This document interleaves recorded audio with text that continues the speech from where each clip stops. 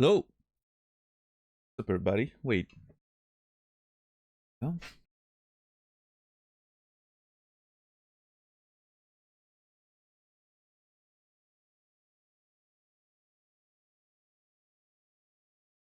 that better? I think it is. Hello. What's up, everybody? What's up, Sim? What's up, Rasta? What's up, Drama? What's up, Unkthar, JR, Shezar? A lot of names ending with the same sound there. Pyridon, $10. Warren, Foolish Flames, Captain Dax, Suck in a Jar. Hope you guys are doing well. What's up, Thurlow? Thank you so much for the tier 1 resub 7 months. Appreciate you. Thank you so much for the support. Thurlow, you will be remembered.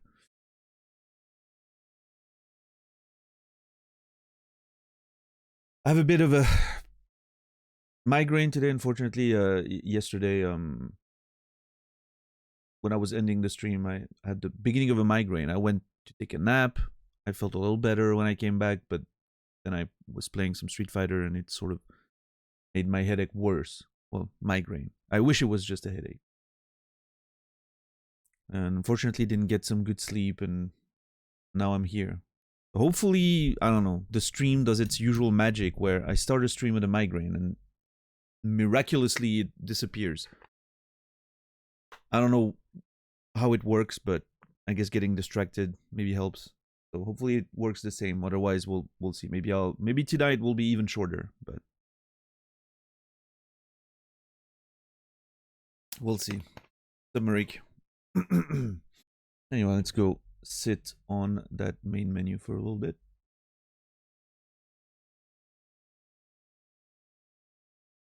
Cage cures all. I wish that was the case.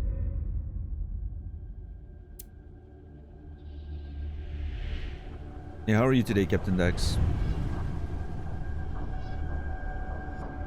You should have seen good old Naz getting master yesterday. It was great.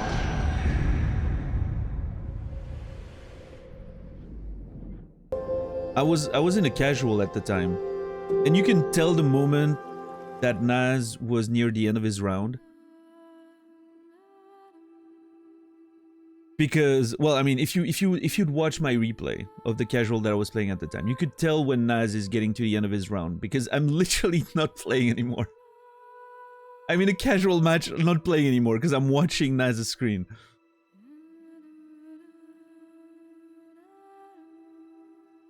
Man, it was good. The screams are still echoing through the halls of Discord, I guess. I don't know how to express that, but yeah, man, too good. I've been saying it before the end of the month. I've been saying it all months before the end of the month. He got it on the 30th, so.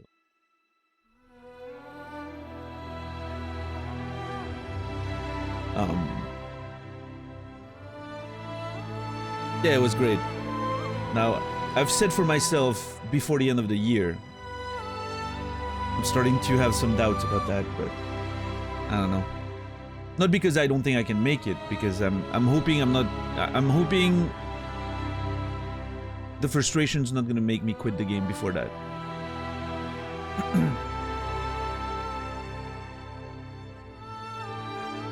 I really wish the ranking system was different in this game, but we've been over this, right? I'm not gonna talk about it again, but it's a constant source of frustration for me.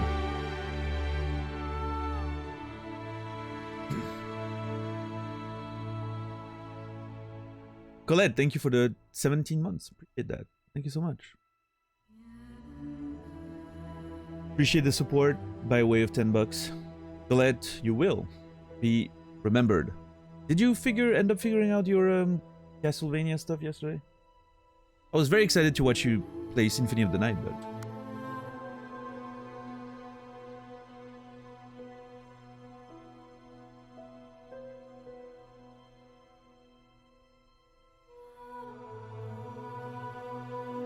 yeah, Dax. No.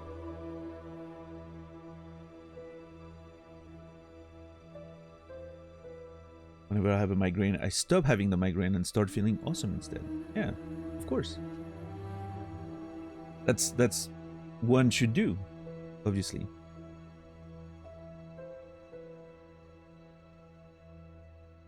So like that's one of the many lessons one can't take from Barney Stinson.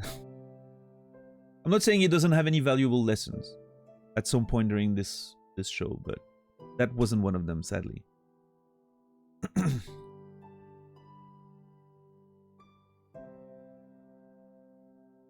Preset of a custom molded earring protection. An apprentice who needs to learn creating ear molds, and I volunteered. Ooh, nice. Yeah, I have a friend who's has well, I don't know if it's hypersensitivity, but I know, like, you know, her autism makes it that she gets very overwhelmed sometimes. And having, like, she has like military ear protections, right? That she puts on from time to time to just separate from the world. And it seems to be working fine for her, so.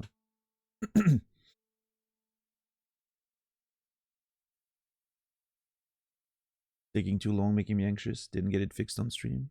Worked out now. Nice, nice.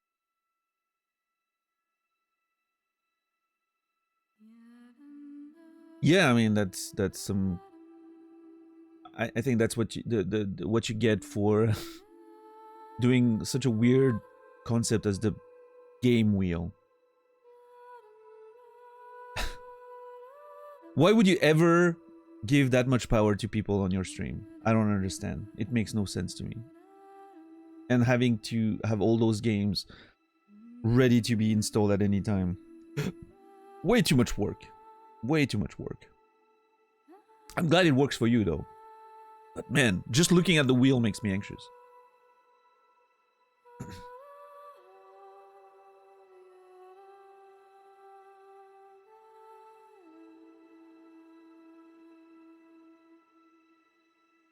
I didn't think it would end up as big a thing as it is. Well, I mean, you can... I mean, I know you can always pull the plug on it, but... Obviously it's doing wonders for you, so you should probably keep doing it, but it's... Sub-Zero. No, I know there's like 700 or whatever games on it. I'm fully aware. I've seen the it's like your Subnautica markers. It doesn't make sense to me. To me, it's so much information that it becomes no information, right? It's just a blur. Also, new main menu theme tonight. This is crazy. I love it. I love that this game has several themes depending on when you are in the story. I really like that. Once upon a stream, we used to have voting rights. Tuck in a jar. Can you imagine the day we play Frostpunk on this channel? How fun it's going to be. You guys are gonna think you have input on what we do in our Frostpunk community. None of it's gonna matter.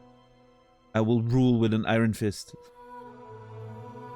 I don't know. I don't know when I'll play Frostpunk.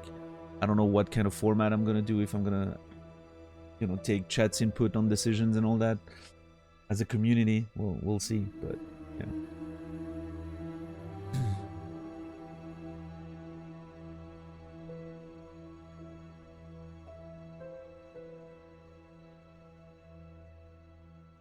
But yeah, yesterday I asked if you had a PlayStation setup, Colette, because Symphony of the Night is currently on sale for like $2, some shit.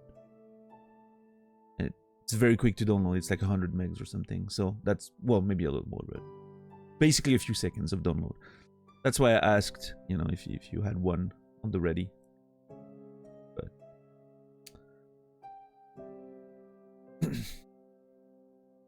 like it's available on PS4, 5, or whatever, right? With the through the store.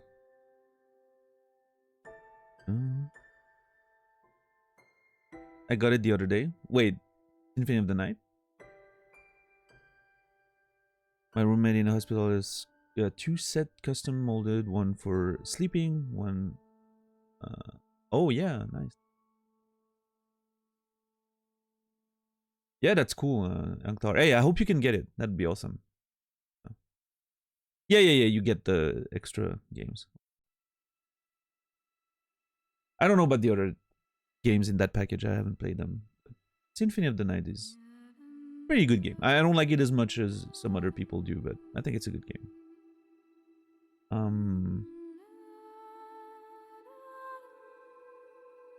I don't have any modern consoles, unfortunately, just old shit. The PS4 came out in 2013 or something. It's ancient at this point, Colette.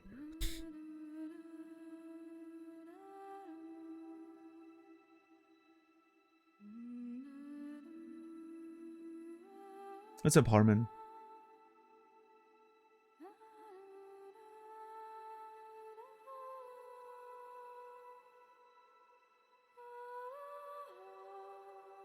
What's up, Ninja?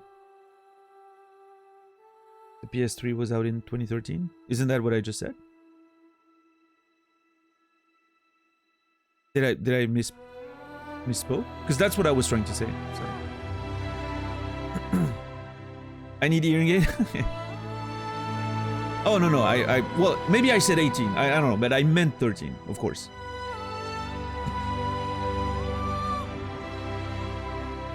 But maybe I misspoke. That's, you know, streamer brain, migraine going on right now. It's very possible that I'm gonna say stupid shit. So. NES, Genesis, Sega CD. Hold on. You have a Sega CD? Guys, we found the one person who bought a Sega CD. They were making games for you in the 90s. Specifically.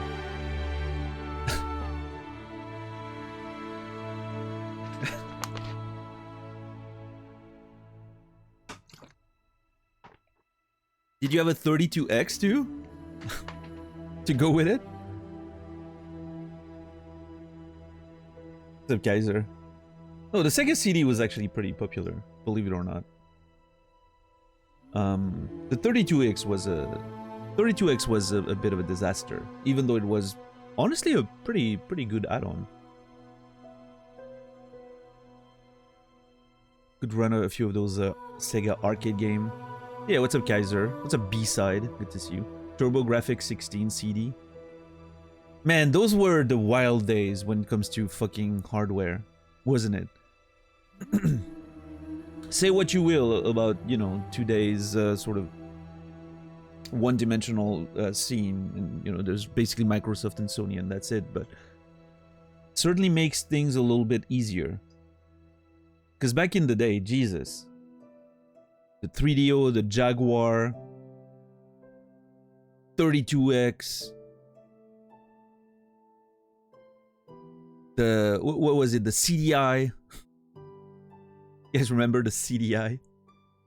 What else was there? So many different hardware that meant, you know, that you would be tempted to get for just literally one game. I cannot express how much I wanted the Jaguar back in the day because the Doom port on it was amazing. And I didn't have a PC capable of playing Doom at the time. The Weather CD was perhaps not the best decision, but I recall spending Mount babysitting money on it just for the Eternal Champion sequel. Okay, the Sega CD was perhaps not the best decision, but I recall spending my babysitting money on it just for the Eternal Champion sequel. Okay. I deciphered your autocorrect, Colette. It's fine.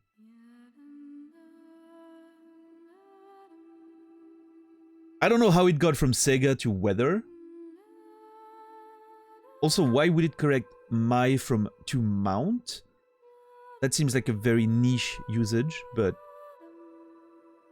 Colette is writing some wild stuff on her phone, let me tell you. Because that autocorrect has been trained in ways that us mere mortals cannot comprehend.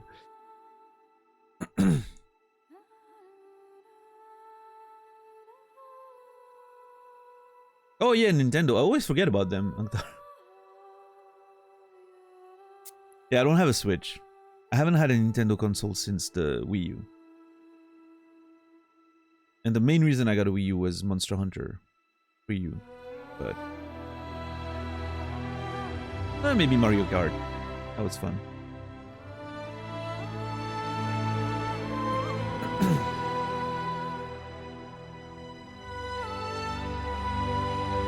Oh, right, Colette, yeah. I always forget about that. Our keyboards here, the Y is all the way at the bottom left, over yonder.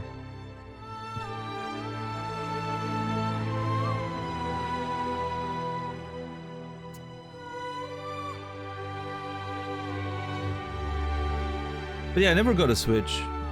There's a part of me that always feels like I would love having one, but I don't know. Not QWERTY? No, we use Quartz. It's pretty much the only difference, frankly.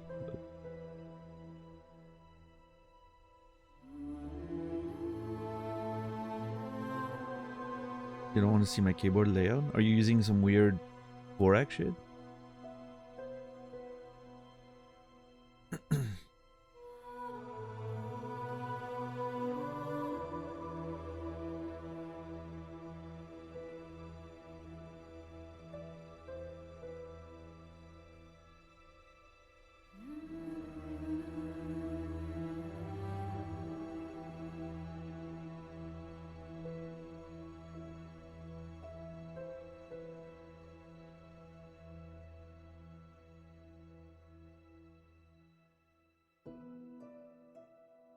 Man, I hate migraines. If there was one thing I could magically change about my life, man, it would be a hard decision between not having migraines anymore and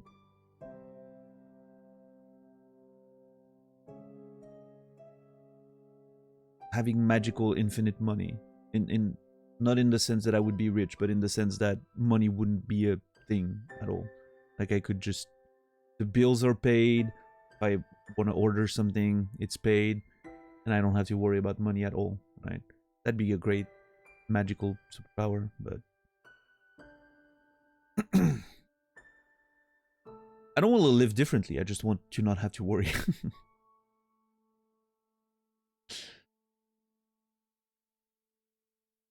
But yeah, not having migraines would be great.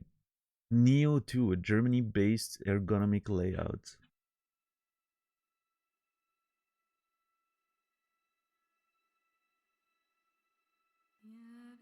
Huh. Fair enough. I've seen a bunch of those. Like, there's also like French versions of that, you know, of that stuff, and there's a whole bunch of like ergonomics layout I've seen throughout the years, but it always felt like the investment of learning it wasn't worth it. Especially then you get used to that, and then you go to some place else, or you have to use another computer or a public computer or whatever, right? And then suddenly your keys don't work. if that makes sense.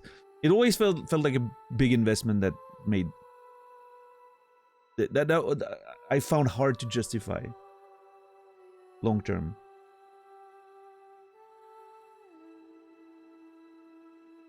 But yeah, if that's what you learned, then you know, why not?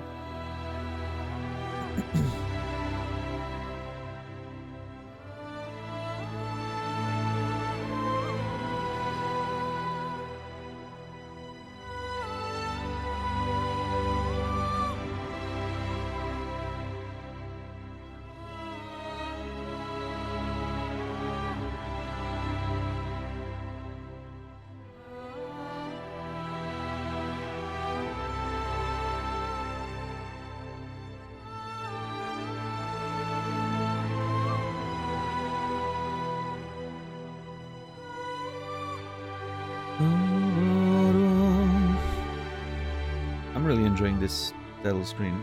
It's a lot more peaceful than the one we had yesterday.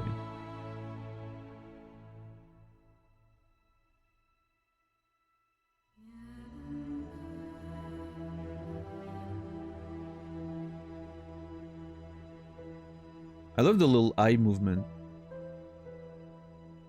You know, not just the blinking and all, but like the way the eyes go left, right sometimes, and you know, I feel like that's. I'm not sure that was a thing in Heavy Rain. I feel like that's sort of a new progression of their facial mocap, right? Makes it a lot more expressive. Obviously, it's a thing in most games now, but it really makes the eyes a lot more expressive.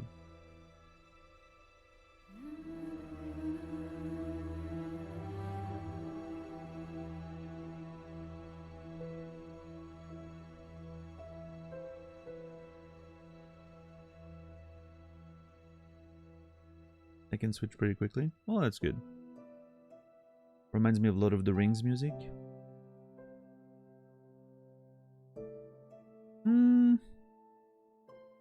Yep. Also reminds me of Dragon Age a little bit. The first Dragon Age, which sounded exactly like Lord of the Rings music, right? It's that sort of vocal-led fantasy-style music. Except Nephilim. Small EXE you can run without admin privilege to get this layout on any PC. Oh man! If you were sitting at my computer and running some random EXE, we'd have a problem. No, that wouldn't happen. I don't let anyone touch my computer anyway, but...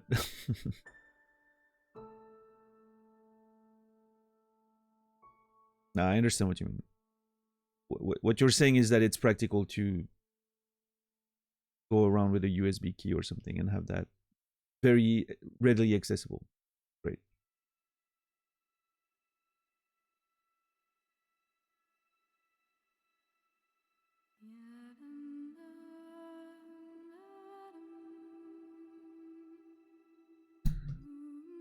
What letters are shown on the physical keys on your keyboard?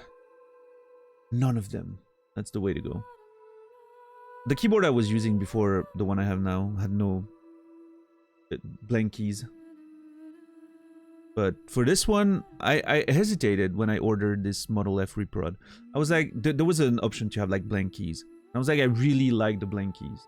It's I don't know. It's really something that I enjoy. I think it's clean. But since the goal of this keyboard was that sort of old school look, I feel like having the printed keys was more authentic. I'm pretty glad I went with it. I mean, it's not like I'm using them, but I just like the aesthetic of it. What's up, Holosphere? Why does this person on the left keep mouth breathing? I think her nose is probably stuffed. I'm pretty sure we left a story at the very beginning of the chapter where there was snow everywhere. And she seems to be cold. Her lips are obviously damaged by the cold. She's wearing a beanie. I'm thinking she's cold and her nose is stuffed. Probably.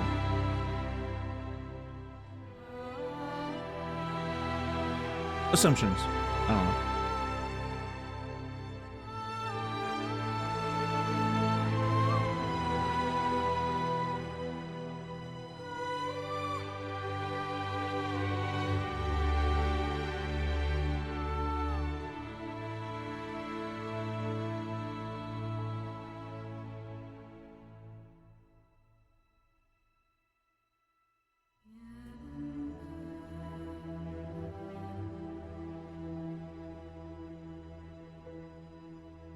What day is it today? Wednesday? Tomorrow is Thursday. Friday and Saturday are gonna be off. Did I adjust? I didn't adjust the schedule. Damn it. It's okay.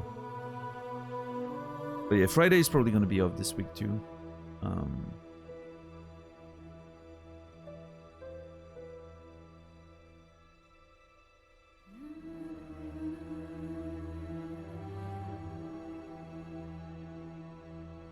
Yeah, we'll see. Is that wait? Is that the third? This is the third stream of Beyond Two Soul. I wonder how long it's gonna take. Probably same length as Heavy Rain, roughly 7 streams or so. 2 weeks.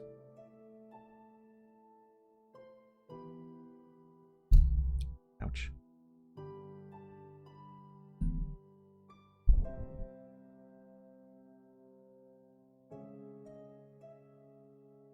We're good, I think.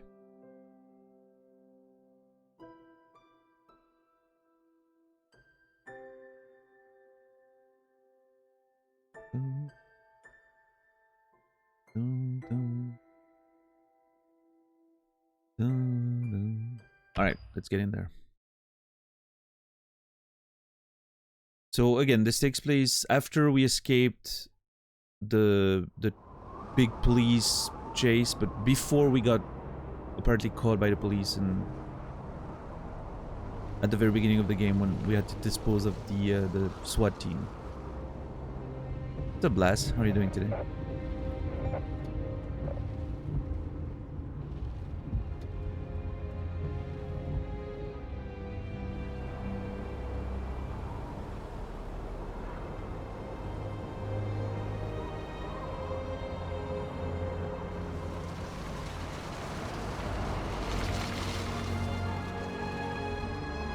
Gimme.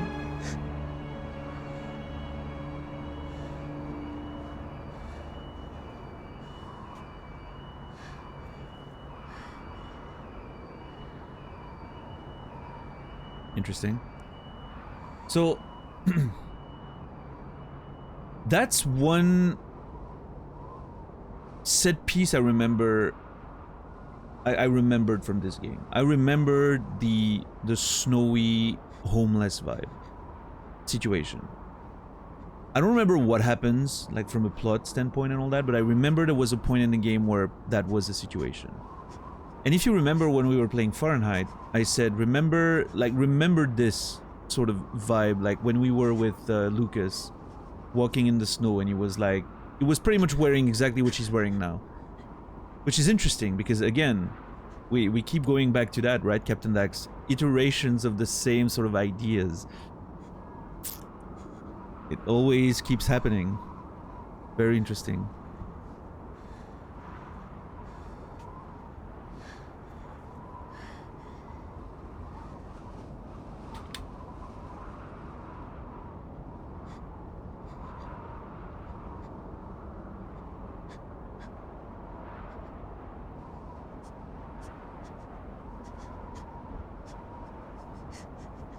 Oh, I just had a heart palpitation for some reason.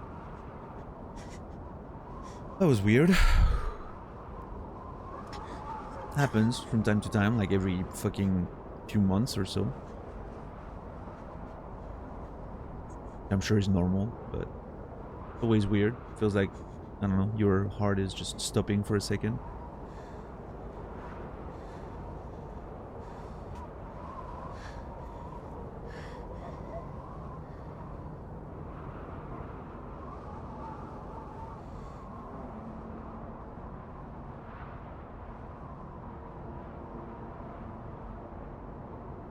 You guys don't have that from time to time? Like once every... I don't know, like, to me it happens like once every, like, I don't know. Maybe a couple times a year. Something like that. Feels like my heart's just stopping for a second and then resuming. Which is not what it is, but that's what it feels like. Skipping a beat or something. It's very strange. I've had that since I was a child. I don't know. I'm pretty sure a doctor told me it's normal. I mean, it's not, you know, not everyone has it, but it's normal. What's up, Soro?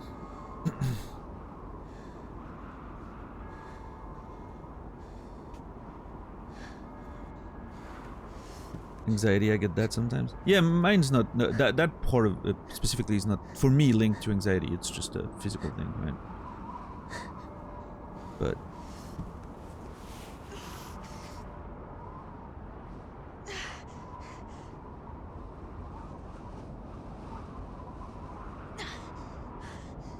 Okay, doing that motion very slowly is kind of... looks kind of weird. It looks like I'm really struggling. Which could be true, you know. Oh, I actually... never mind, that's actually intentional. I had to fucking mash. Nice. Probably cold and... Man, we're having a bad time. Look at this. Jesus. What was the last scene we did? Oh yeah, the lab with the condenser.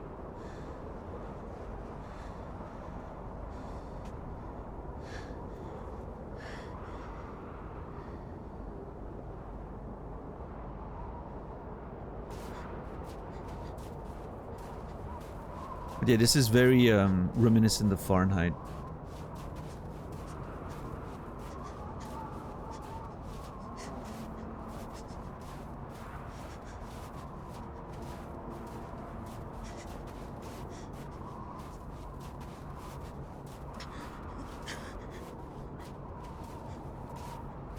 Am I gonna use the phone? Ooh.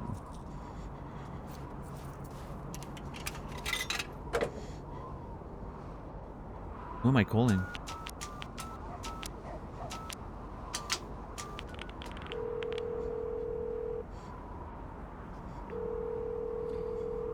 Hello?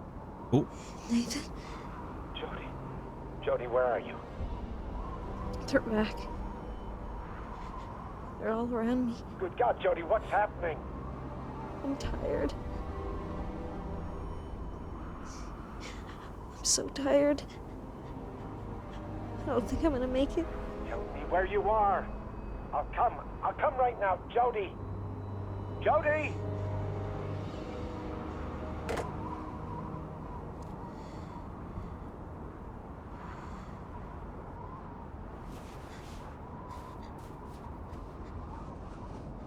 They're back. They're all around me. I don't think I'm gonna make it. I wonder what she's talking about.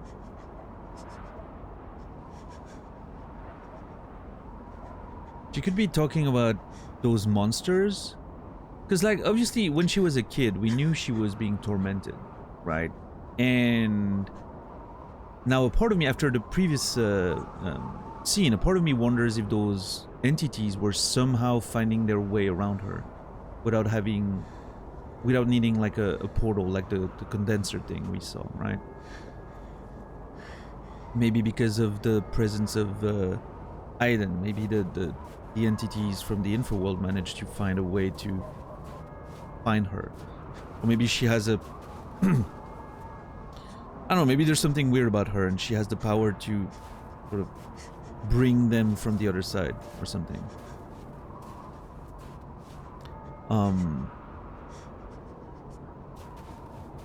Which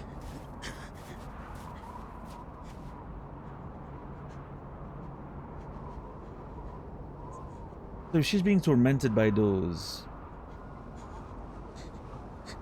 Maybe she was tormented when she was a kid and then... Oh, she said they're back, right? What if maybe the work they did in the lab with Nathan when she was a kid was to block them out somehow? Maybe they found a way to block them out. And that's why she was called to the condenser. And that's why she's the only one who can fight them, because she's used to it. Okay, we're sort of building a bit of the backstory there that you know, we skip around in time, so it's interesting to get that sense of the reasons why things work the way they are. See, to me, this is a sign of pretty good writing, because you can infer a lot from just a few words. They don't have to spell everything out for you. Just a few words here and there allow you to sort of put everything together. That's pretty good, I will say. Now, why did she call Nathan if it was just to hung up on him? Did she just need to hear his voice? To feel better for a second? Or maybe at first she didn't know what else to do, and then when he was like, tell me where you are, she didn't want to be found for whatever reason?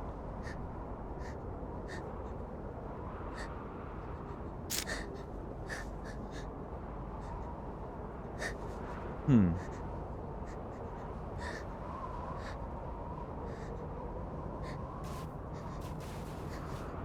don't know.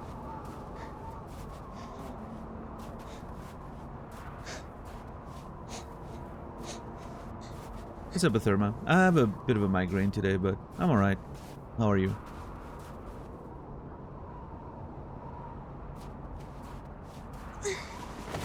Oh.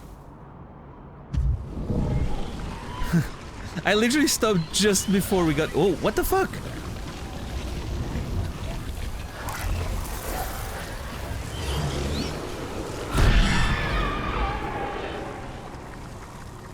Leave me alone, you nerds. Okay, there's all those entities like lurking around me. Am I supposed to get this man's attention? Huh?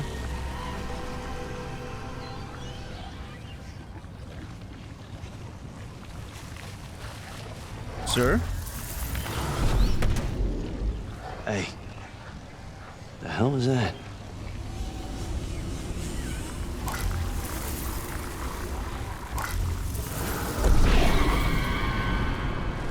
I'm trying to keep them away while at the same time getting that dude's attention. He doesn't want to... Sir? There you are.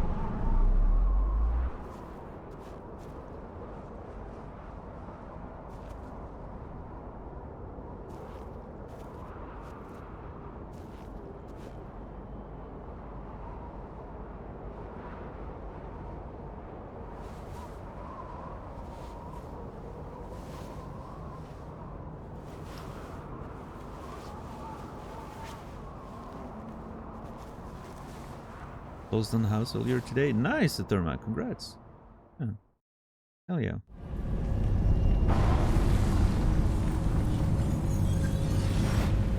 Jody, no!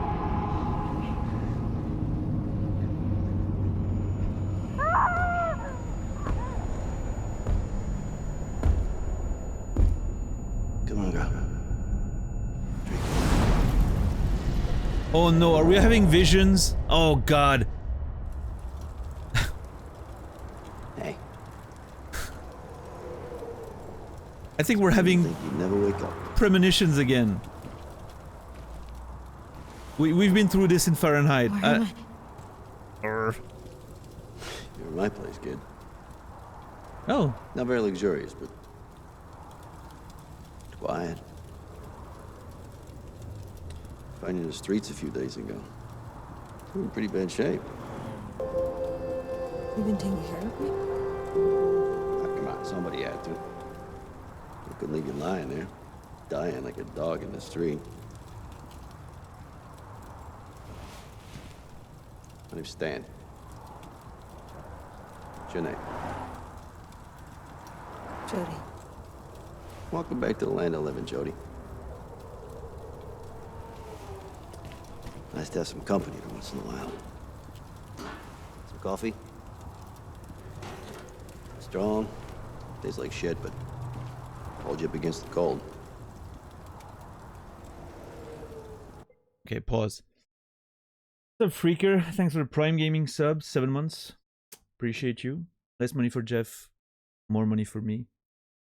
Freaker, you will be remembered. Thank you.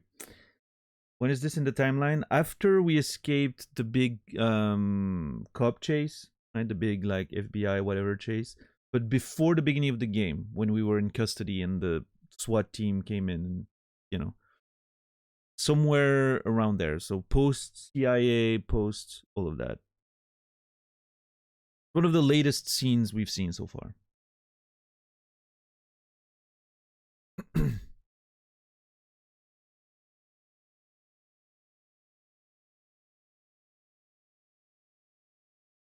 So, there was this moment where we were sleeping there. We were having dreams or visions. This character was involved. There was fire. I don't know if it's supposed to be a dream. I don't know what it's supposed to be. If it's visions like premonitions, I'm a little worried, I will say.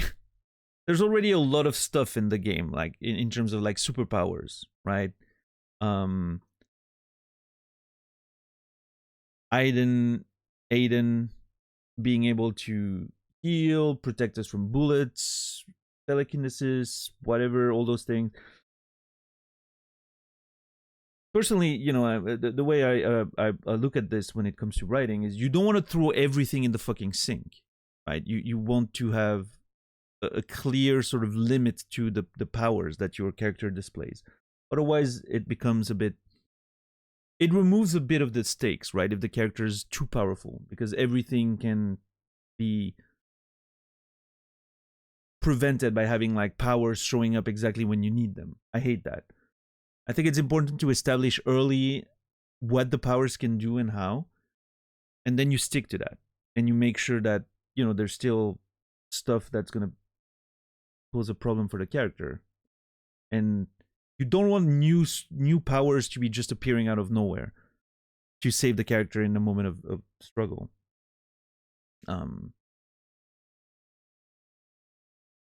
Obviously, there's no rule that's completely universal, but in general, I personally would avoid introducing new powers or whatever after the midpoint of the story, right? That the first half of the story, you can have new stuff coming up. The midpoint can be a moment where a big revelation is made regarding the abilities of a character or something. But then after that, you want that to be consistent, I feel, to make it feel more solid. And also the powers need to come with some drawbacks. Obviously, the big drawback in Jodie's case, just the presence of Aiden, is a big, it's a big hurdle for her life in general. Like it's affecting her life negatively in a lot of ways.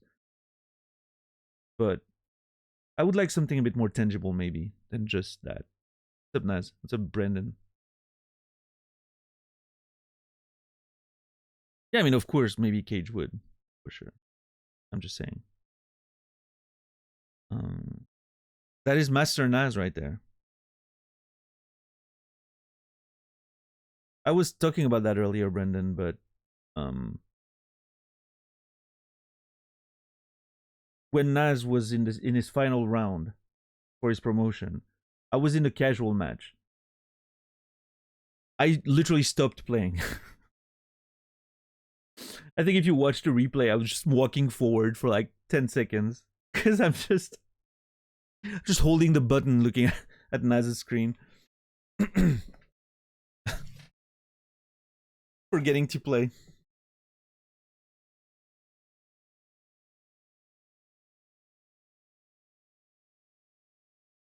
Test. Yep. Hello.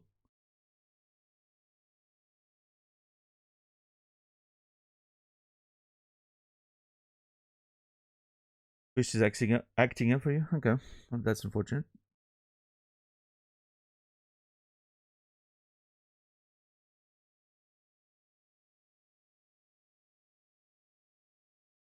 Chat froze after I sent that last message. Oh, so you didn't hear anything I just said? To you specifically? God damn it, Brandon. Why are you making me repeat myself?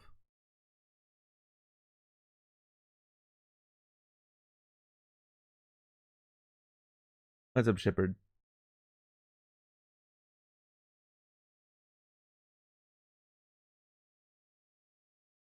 The family's fault, not mine. It's never your fault, Brandon. Take two. No, I was just explaining how when Naz was in his final round for promotion, I was in a casual match.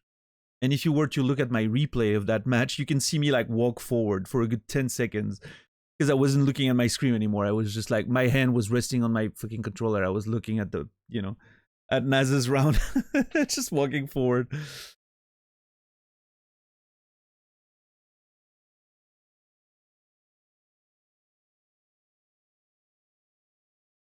All right, Kimmy, have a good one. I couldn't miss that. My casual game, even if I had been in a ranked game, I would have done the same. This was too important. I couldn't miss that.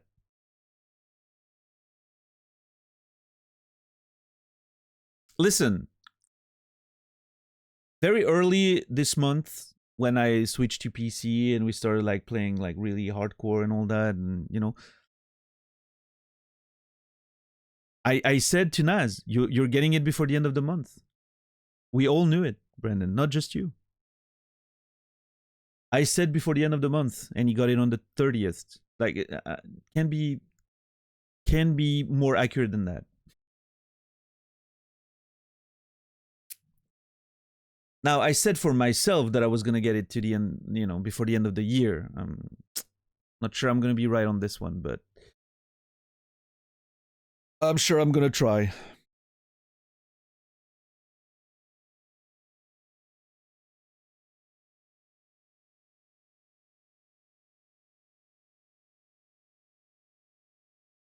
Hey, listen, we played 19 games with Naz yesterday. I'm sure he was going easy on me, but he won 10-9. So I don't feel too bad about this.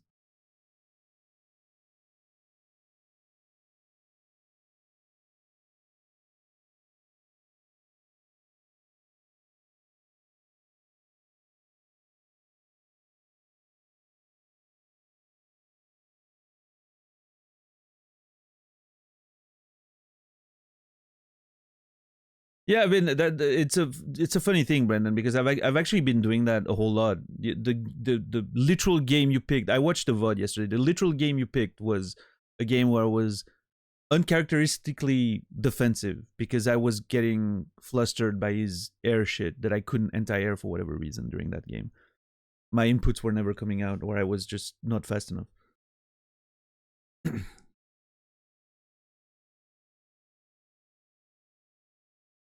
I've been really making a point. Like I'm starting every round holding forward now. Yeah.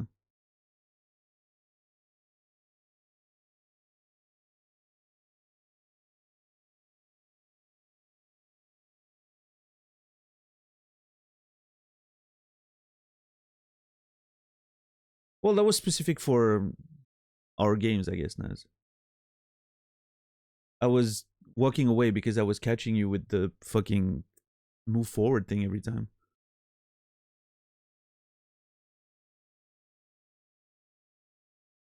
I don't know, maybe I'm not moving forward as much as I think, but I'm pretty sure I like made it a point for myself to always start a ranked game by holding forward.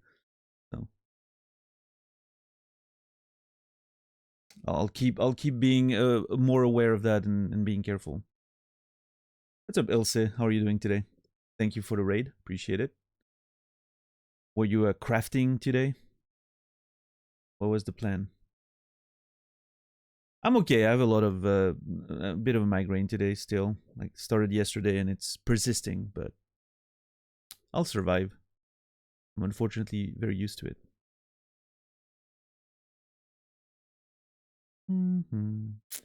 What's up, Oros?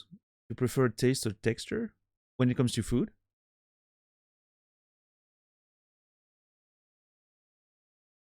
I think I'm more marginal to taste before texture, but texture is important. But I can tolerate a weird texture. Taste is good. What's up, Cyborg Wolf? Please don't insult Oros too much. He's a perv. Are you saying that as like a joking inside joke in the community? Oh, he's a perv, but he's a funny guy to have around, or are you actually calling him out to be a perv and an annoying person?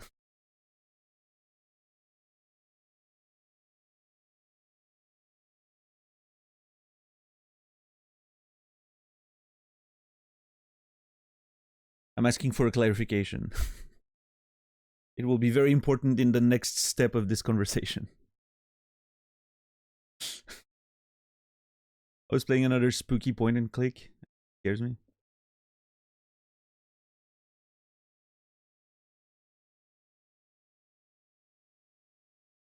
All right, well, I'll take that as a weird inside joke that you guys understand.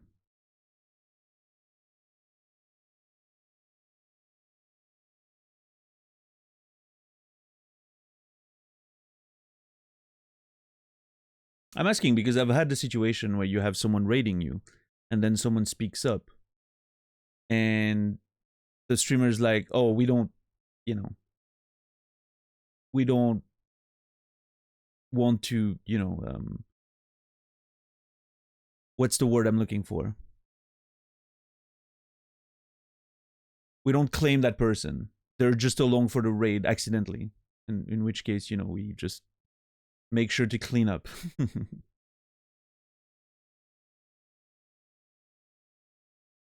That's why I'm asking for clarification.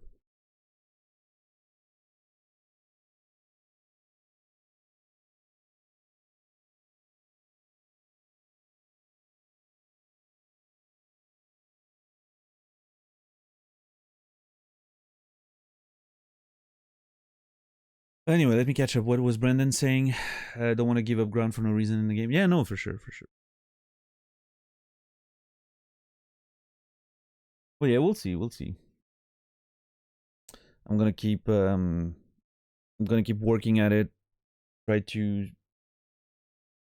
focus on learning instead of being frustrated at the matchmaking system, and I'm sure we'll be okay.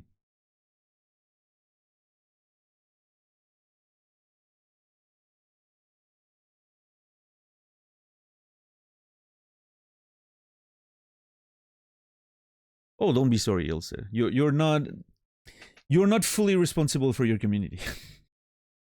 A little bit, but not fully, right?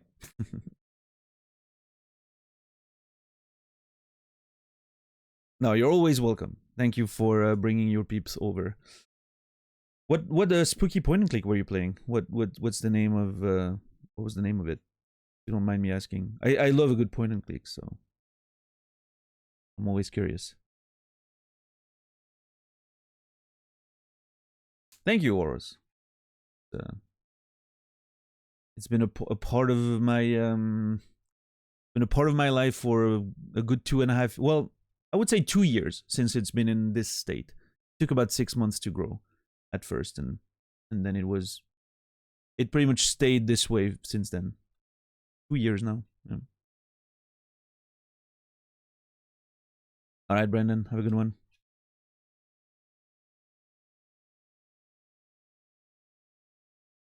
All right, poor what's his name? Stan. Poor Stan and his coffee there. I'm gonna have to. Barrow Hill, The Curse of the Ancient Circle. Horror point and click about excavating a burial mound. It's old from 2000. Is it old or is it from 2006? You can only pick one.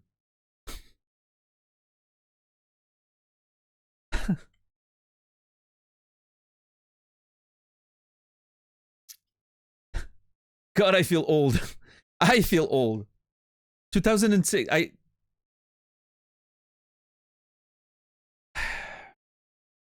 I know, $10. We're old. We're fucking old, man.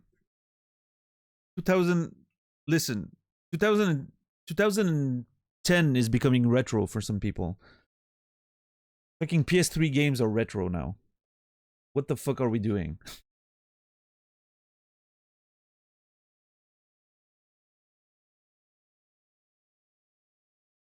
How old is old?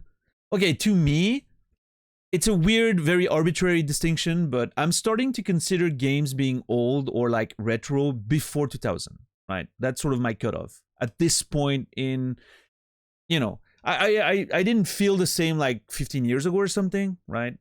15 years ago, I would have said, well, before the 90s, right? That's old. Like late 90s, like PlayStation 10, like 15 years ago, 2010, when I was starting, like was playing on PS3 and stuff. PS1 games didn't feel retro to me. They were like, well, they're previous gens, but they're not like retro, right? Before the 90s was retro.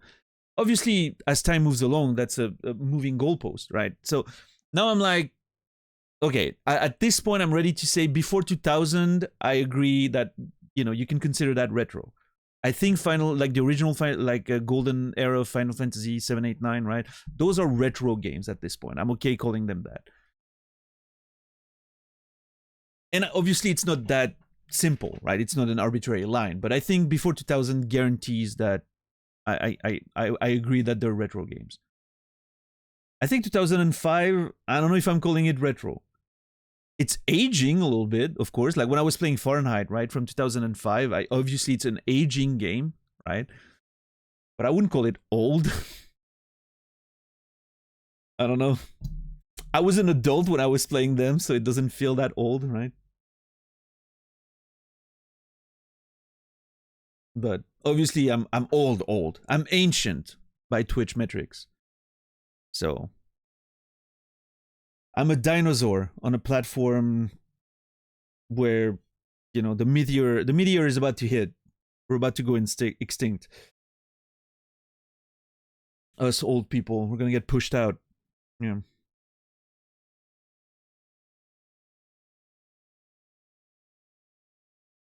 Played games in the late 1900s. That is accurate technically. Yeah. What's up, White Wolf? How are you doing today?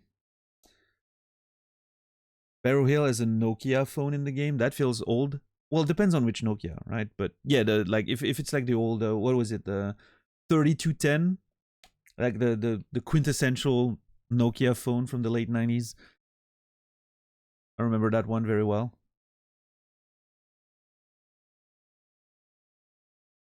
My first mobile phone was an Ericsson. Oh God, what was it? Um,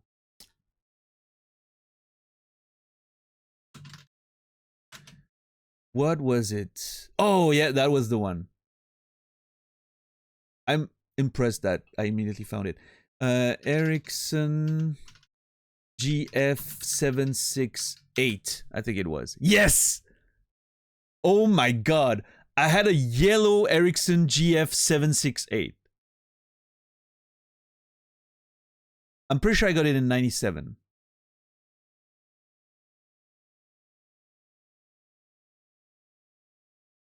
There was a blue one and a yellow one. Yep, I remember that very specifically. I had a yellow one.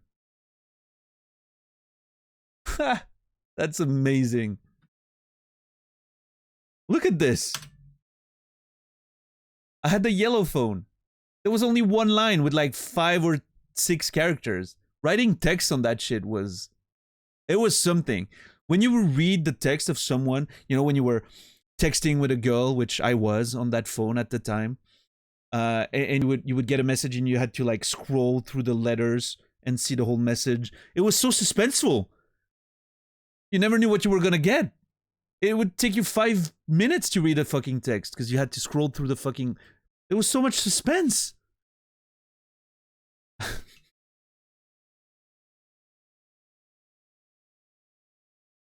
Yeah, it had an antenna. You can look at Harman. You can look at the picture I linked. I had a yellow one. It had a little bit of an antenna. It was very small though. Like that's one thing that the picture doesn't translate is those phones were fucking small as hell.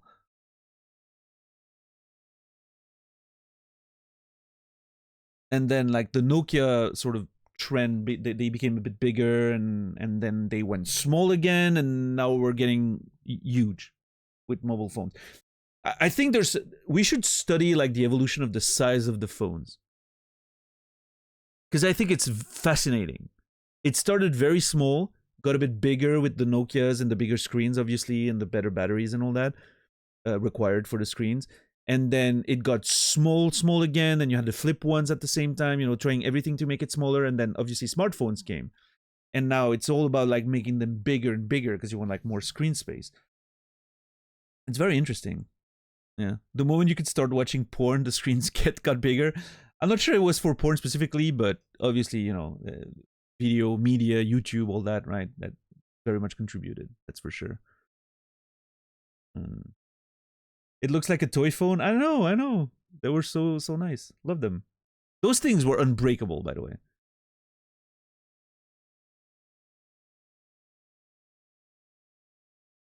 Absolutely unbreakable.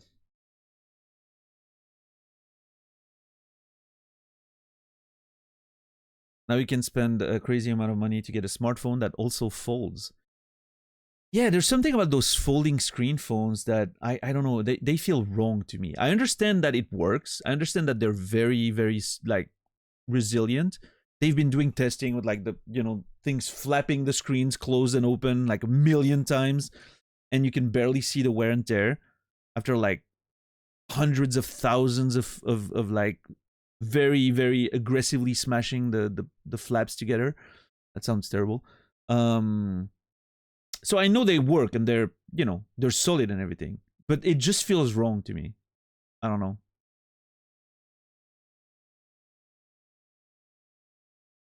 Yeah, Oros, yeah. I love when you do that. You try to grab something before it falls and you make it worse. It's always a good feeling. I feel like that's a good analogy for my entire life, actually. The you know, why do I even try? Every time I try, it makes it worse.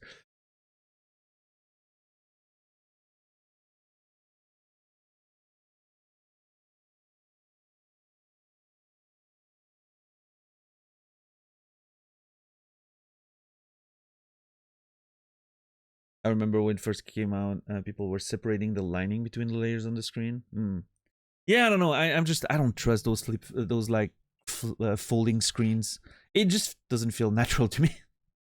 I'm getting old, you know. I'm like looking at those things. And I'm like, ugh. This is unnatural. It's not the way it's supposed to be. Yeah, Zoro. I wonder, can I sit on that thing without picking up the coffee?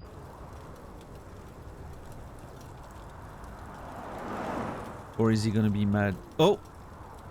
I'm worried that he's gonna... You know. If he stays like this for a while, I'm fine having the nice little fire vibe and all of that, but if he doesn't give me the coffee, I'm gonna be upset about it.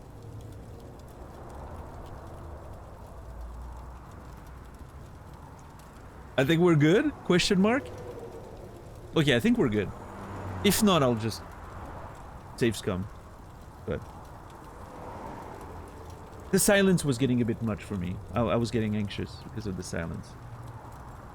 This is somewhat awkward. Ah, it's fine.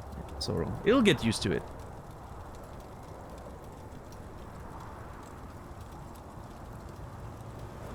Anybody remember those services where you could buy ringtones via SMS? They always try to hook you up with a subscription. Yeah, I remember having to buy ringtones. What a crazy, crazy world that was. When mobile phones like became huge and suddenly, you know, everyone was trying to get their share of the pie and...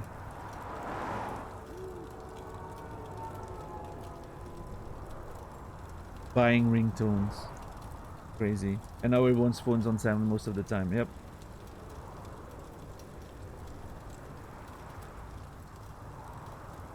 Remember turning off the screen backlight to save battery? Actually, interestingly enough, I don't remember that, White Wolf.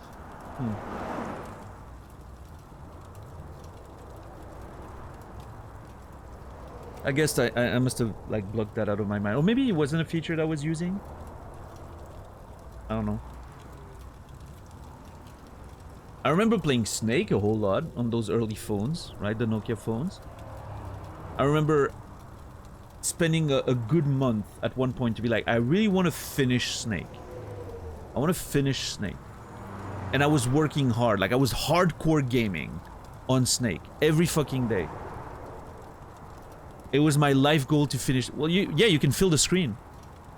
If you fill the screen, you're finished. Obviously, you know, the more modern versions, and by more modern I mean it's the same game but on like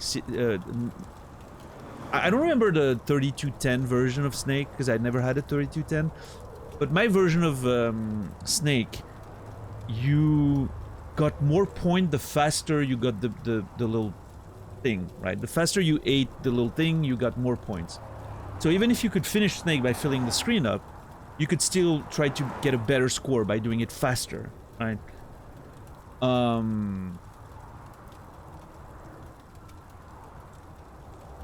But I never tried.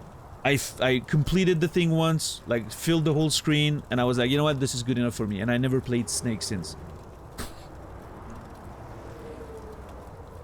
Impressive though? It wasn't that impressive actually. The strategy was, as soon as you get a little bit long, you start just doing circles around and you know, doing circles going, you know. You understand what I mean?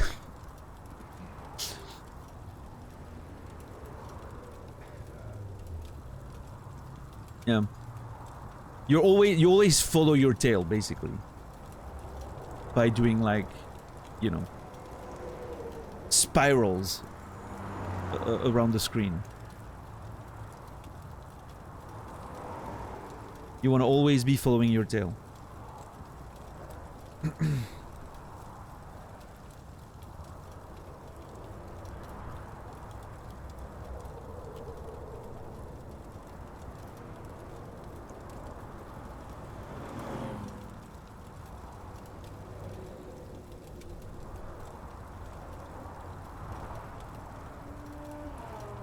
It was a you had to do like a weird shape, right? To leave like do a sort of spiral, leave an opening, and then get out, and it was a whole fucking thing. I don't remember exactly the strategy because obviously I haven't done that in like 24 years or something. But yeah, I remember really metagaming the shit out of that thing because I wanted to fill the screen. That was my gaming. The gaming highlight of my life at the point where I got it. What's up, Credo?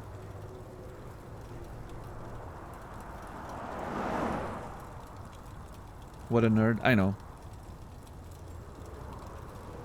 Massive nerd. Nothing's changed. I made exactly 0 progress in 24 years. Still the same nerd as I was when I filled up that snake screen.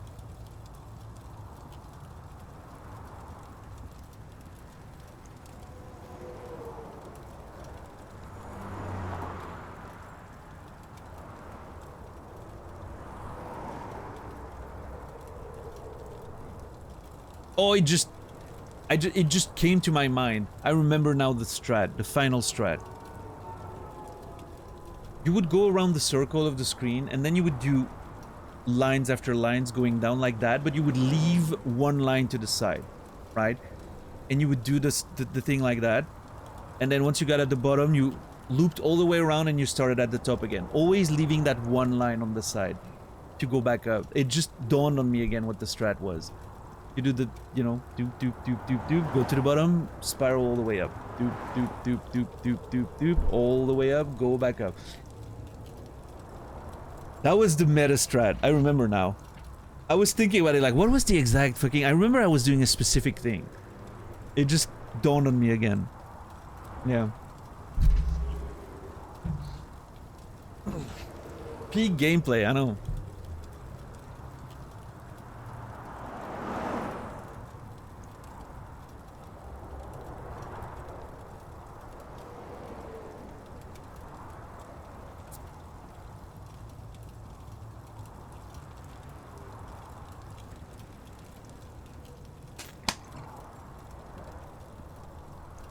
Poor Stan right there is just holding his coffee.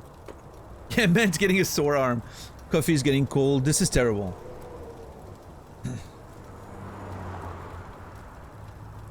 Alright, let's see.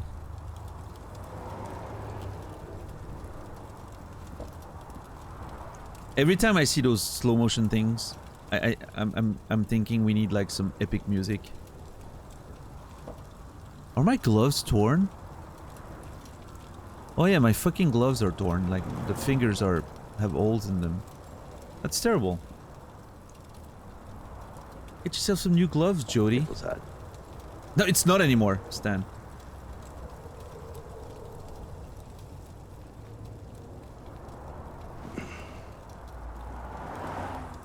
How long you been on the streets, kid? Get up, lie, truth, evade. A few weeks? Something like that. Okay. About 3 years for me. I don't know how many times I thought I was gonna snuff it. Just go completely nuts. But I guess you can get used to anything. Even live with nothing. You want to run? Parents? Crazy boyfriend, something like that? Truth?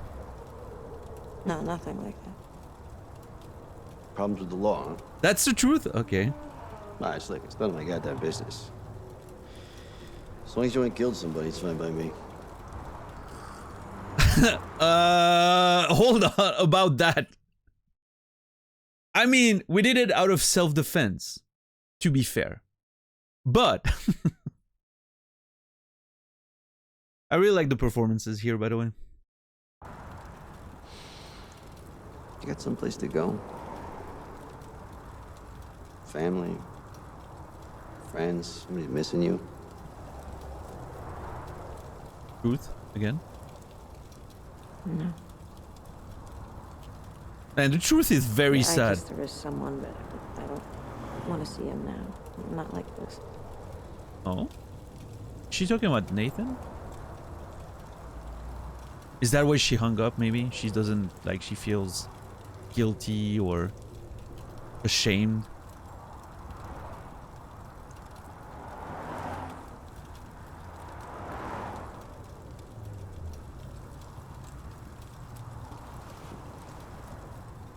You can stay here if you like. I ain't got much to share, but whatever I got's yours. Thanks. Oh damn, it's a whole fucking community.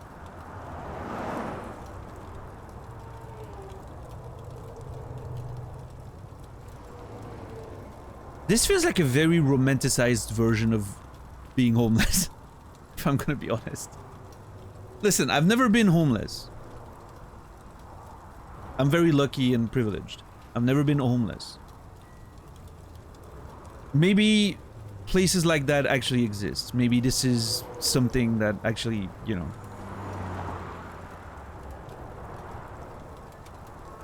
But it feels a little romanticized.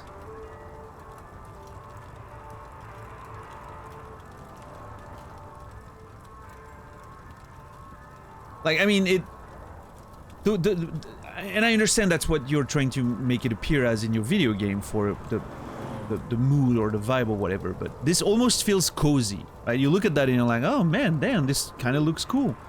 Yeah. Which, you know.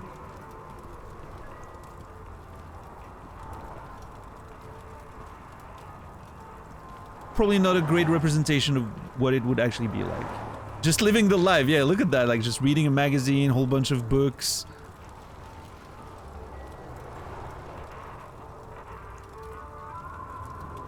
They have fires running all the time, even though I'm not sure where they're getting wood. Can we talk about that? No.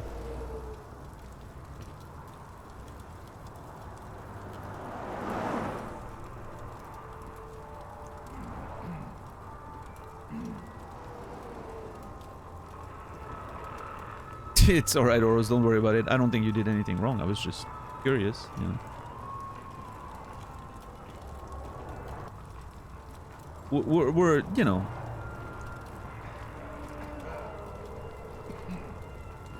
This is not you know, this is not your old Christian stream. You can be foul around here. We have plenty of people who are very... Just stick around, you'll see. You'll get it, eventually. It's gonna work. But yeah, anyway, I don't...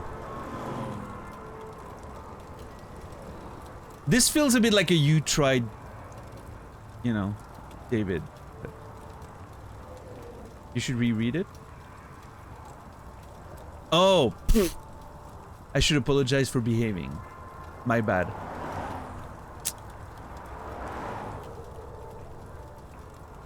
Thank you, Naz. Streamer brain.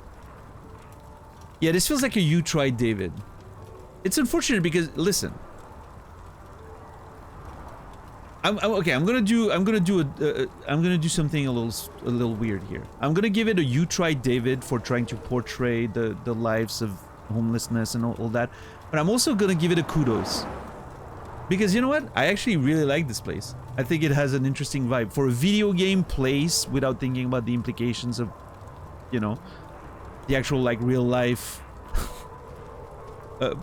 portrayal of the portrayal of the real life situation of homelessness and all that, with ignoring that, right?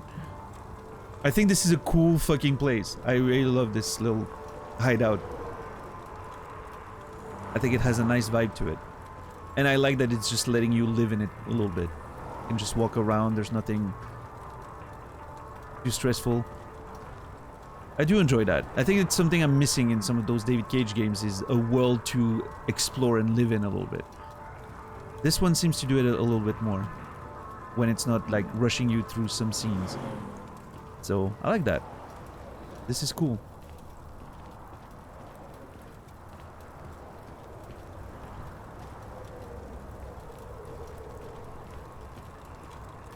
But yeah, definitely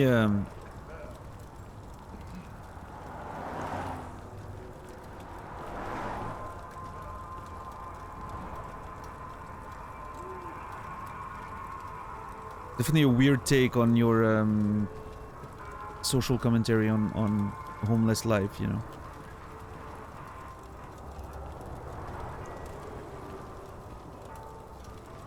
No Woman by Cage yet, yeah. And the main character's a girl, so, you know. It could have gone a lot worse, I guess. Come on, let's go. No, I'm not trying to do it anymore. I'm trying to turn the camera around. There you go. I want to look at that.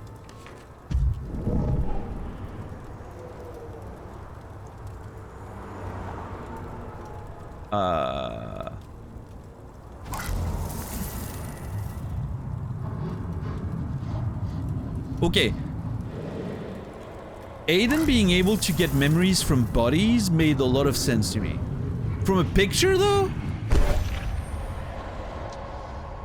Got the results of the test, Stan.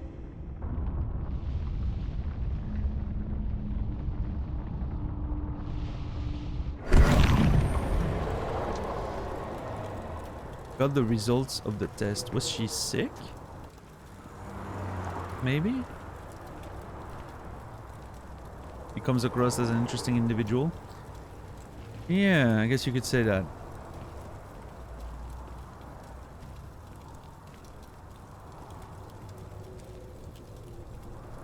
Yeah, like, you know, Aiden being able to maybe communicate with a freshly dead body, its memory or whatever, like that made a bit of, you know, that made some sense to me. Like there's a physical thing. This is a picture. Obviously I don't make the rules of the power in the game, but it feels a little less believable, right?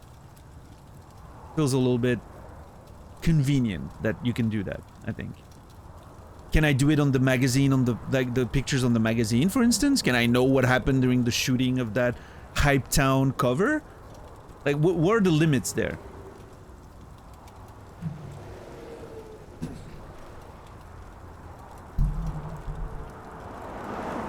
I don't know.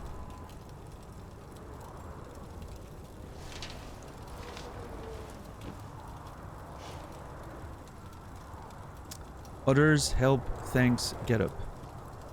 Do you know the others? That's Walter over there. All right, he drinks a little bit too much, but he's a good guy. And that's Jimmy. Better to clear of him when he can't get a fix. And the girl? It's Tuesday. She's pregnant. Poor kid. Okay.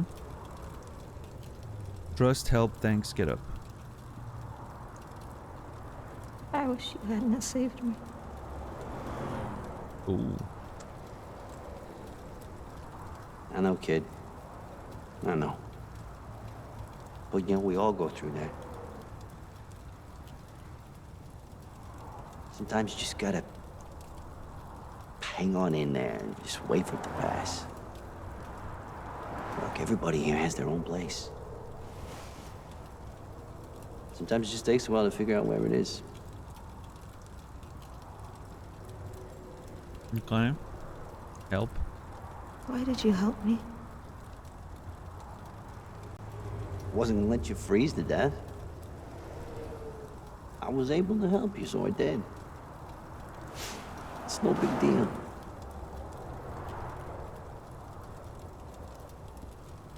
I'm still gonna say thanks, I guess. Thanks, Dan. Yeah.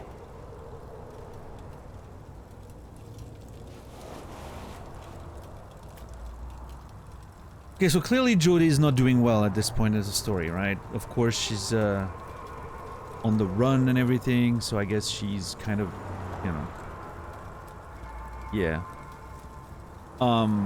Makes me wonder though how she ended up being on the run, right? The last thing we know before that was that she was working with the CIA, so what happened there, right? What prompted her? I'm assuming, again, that's, you know, just speculation, but I'm assuming she left the CIA in a way that makes them want to get her back. Like she escaped or something. And obviously they have someone that has those kind of powers, they're not gonna let her go, right? That, like, from, you know, that's what you would expect from a story like that.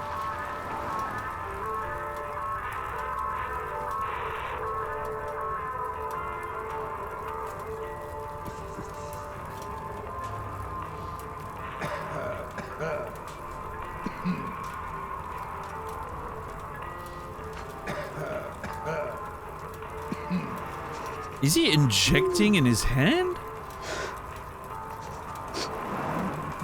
Okay, listen. I have very limited experience with using drugs myself.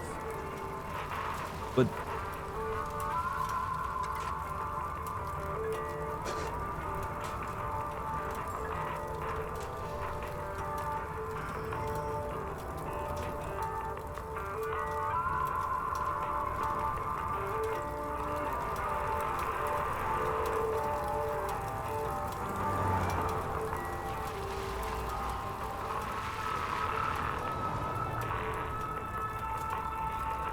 I don't think I can talk with him.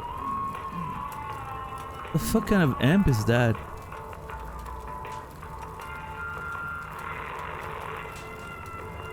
That's a pretty good setup he has. Look at this. Fucking amps, speakers, a few DVD players or whatever. And obviously no... I'm assuming no power, but...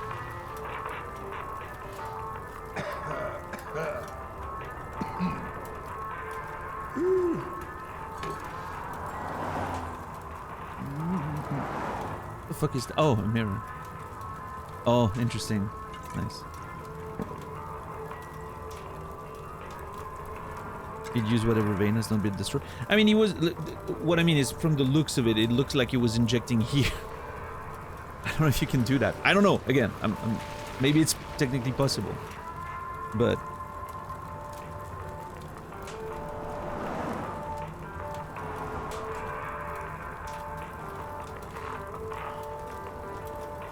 I don't think the point of the scene was the accuracy of the depiction. I'm just saying, in a game that has a pretty good attention to detail and pretty great animation and all that, it's came off as a little weird.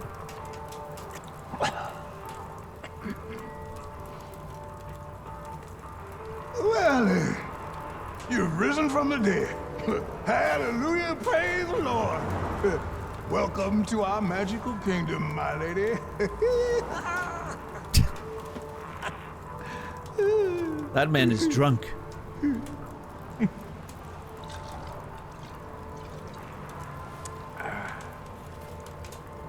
Oh.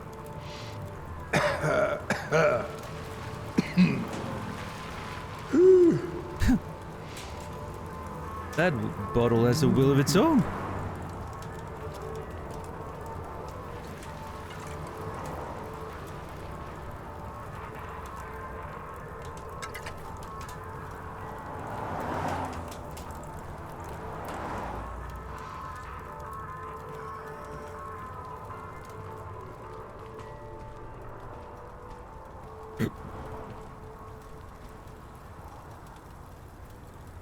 I'm just warming to every fire in this place. Just testing the different, you know, heat levels, I guess. Oh, Hi. there's a stroller already.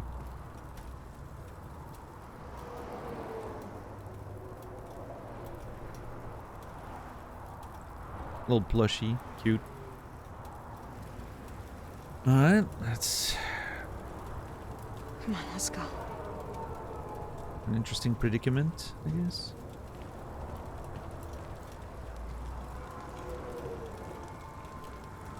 You know, it's strange that I can't ask Stan about the picture or anything. That feels like I should be able to have more conversations with people around here. Although Jodie seems pretty intent on leaving.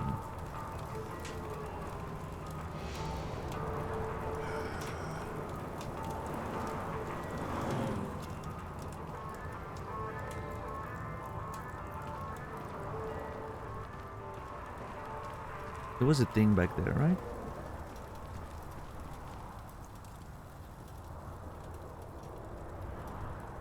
No.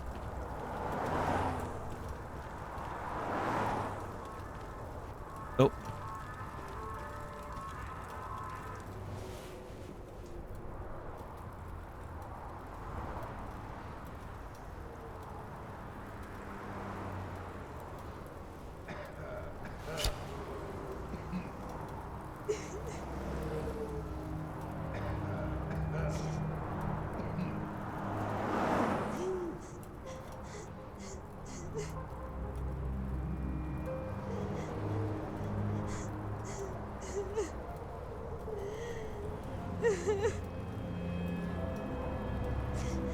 It's a bit kiss.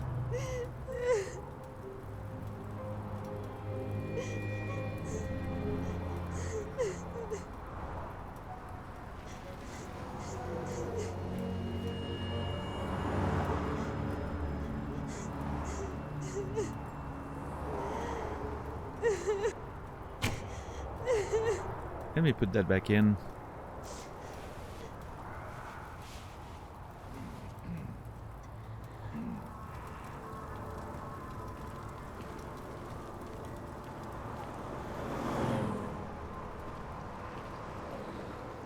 I wonder if that relates in any way to, again, like I'm going back to the beginning of the game, right? When we go as a child for the first time to Nathan's office, and Nathan's like, what happened there? And obviously you have a lot of wounds on your arms, and Jodie expresses that, the monsters did that. But I've always, like at the time I was saying, I wonder if it's really like real monsters, which obviously we've seen that there are real sort of entities floating around her and everything, potentially physically harming her, or if she was doing that to herself because she was basically being haunted and tormented all the time, right? This sort of makes me like adds that layer again of wondering what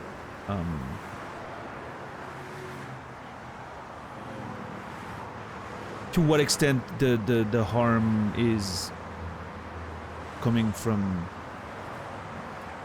those entities or from herself, right? Is that a rope? Oh, yeah. Oh, Jesus!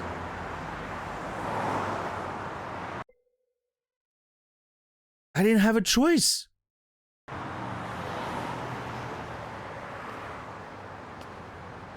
I didn't realize the time was going so fast. Hold on. I wanted to actually think about this one.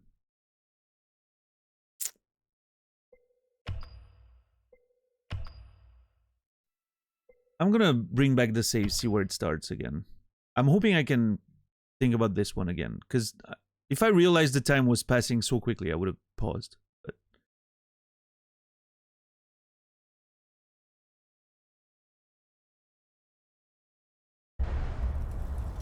oh, all the way back there? God damn it. Hey. It's okay, we didn't miss much. It's beginning to think you never wake up.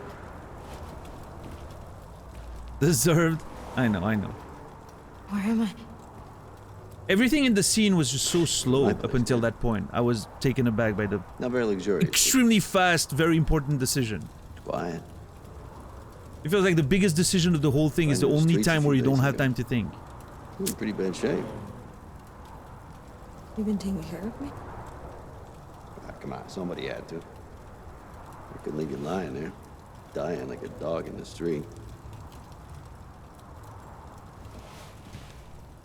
Understand. What's your name? Jodie. Welcome back to the land of living, Jodie. Nice to have some company every once in a while. Some coffee? I really don't like the way that's also an issue I have. Tastes like shit. I don't like the way the Told you because timers it's are cold. expressed. That slowly disappearing prompt hot. to me is very like unclear. By the time you realize it's disappearing because of the movement and everything and the lighting, like it's not always clear. By the time you realize it's disappearing, it's almost too late. Because How the long you been on prompt the streets, kid? stops responding before it's A few fully weeks? vanished. Something like that. Which was already an About 3 issue in years. Heavy Rain.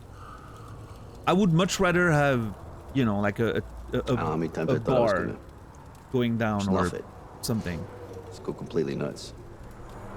But I guess you can get used to anything. Even live with nothing. You want to run? Parents? Crazy boyfriend, something like that? No, nothing like that. Problems with the law, huh? Honestly, it's none of my goddamn business. As long as you ain't killed somebody, it's fine by me.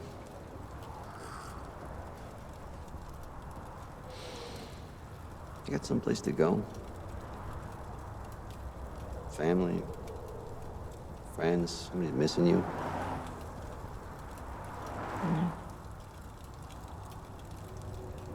Yeah, I guess there is someone. What's up, but Risa? I don't want to see him now. Not like this. Alright, let's do this again. Just want to make sure I hit Stay here if you like. the various... I ain't got much to share, but whatever I got's yours. just want to make sure I hit the same Thanks. prompts up to the point. Now I can already start thinking what obviously what choice I want to make.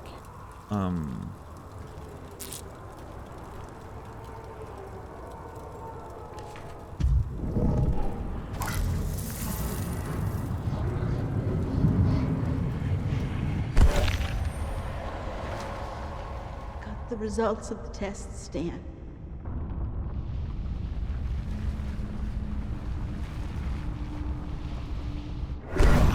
I'm assuming the implication here is that she's dead. Like something happened to her and she died. Which would be a very David Cage thing to do. Just fridge a woman character to, you know, create tension for this particular character there.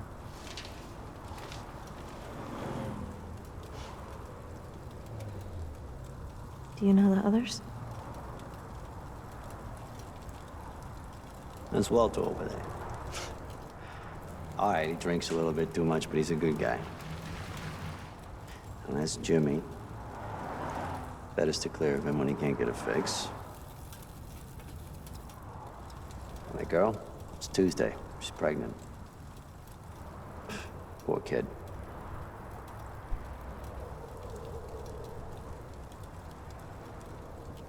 I wish you hadn't have saved me.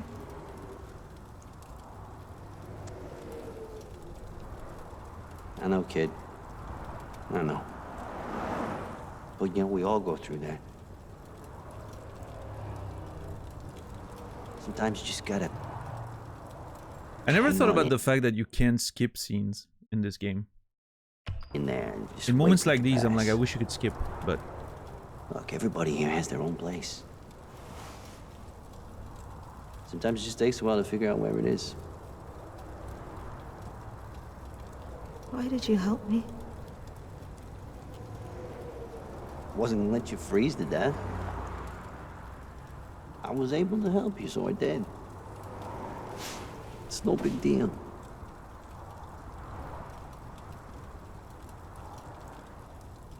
Thanks, Dan. Yeah.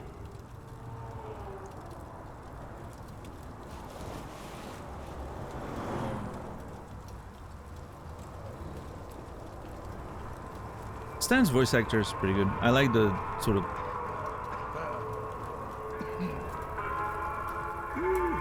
The character is interesting. Gotta see that again.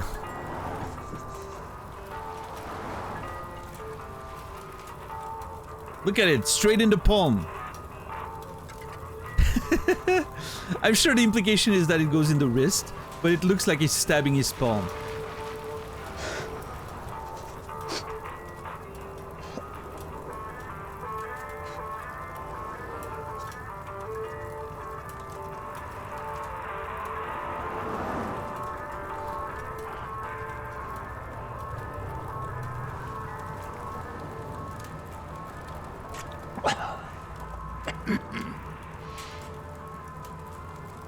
Well, you've risen from the dead. Hallelujah, praise the Lord. Welcome to our magical kingdom, my lady. Thank you.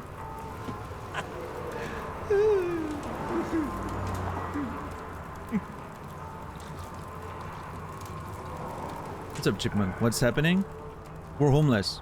And I'm replaying a scene because there was a choice that snuck up on me and I wasn't Hi. able to think about Hi. it before it disappeared, so. Or replaying something I've already played, which is why I'm going pretty fast through it.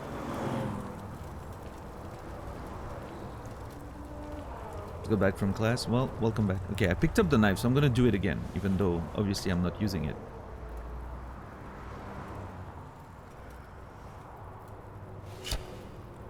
Although, it does make me wonder what happens if I do. Okay, I'm actually curious. Obviously, okay, I have thoughts about this scene so far. There's something that bothers me about this scene. And I think I know what it is. The structure of the game makes it so that it's hard for me to completely buy into suicidal Jodie right now. I understand that. I'm not saying it doesn't make sense for her situation. She's been chased. She's probably lost everything that mattered about her life at some point, you know, from the moment she was in the CIA up until now. She's chased by the FBI, the CIA, the government, whatever. She's literally, you know, left with nothing, and she's been like that for weeks. She's suffering. I'm not saying it doesn't make sense. I'm just saying it's hard for me to connect with the emotion of it because of the structure of the game at this moment, right?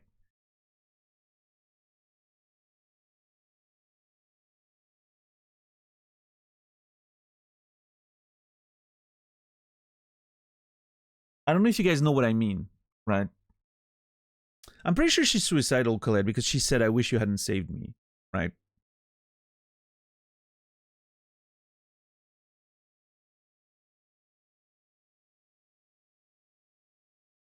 And we got a prompt to jump on the highway from the bridge there, right? Before we reset the scene. So my thoughts are that, you know, she's trying to kill herself. Which, you know, and again, I don't think this makes, you know, I don't think this is out of place for the game.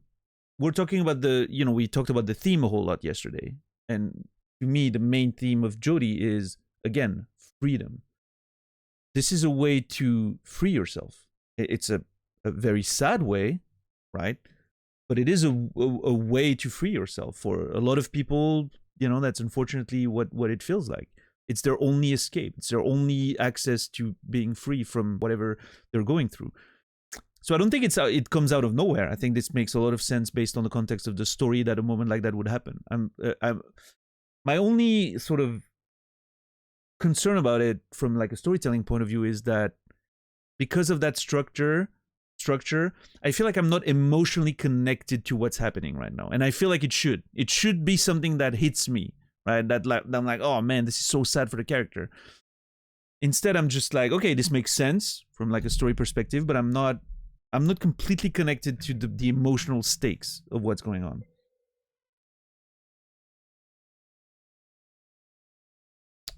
If that makes sense to you guys. I don't know if I'm expressing myself correctly, but yeah.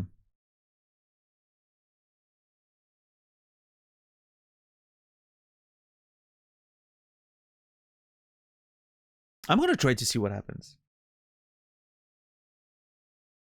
I'm curious.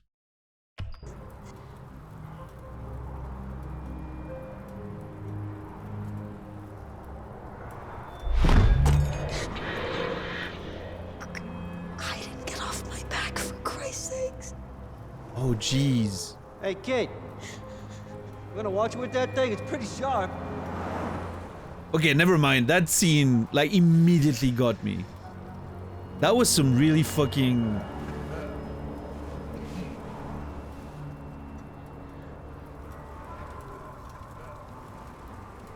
That was good.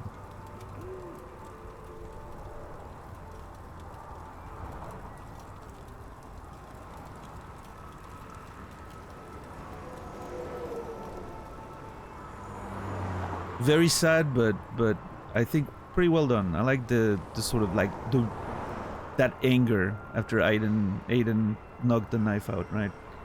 Away from her hands.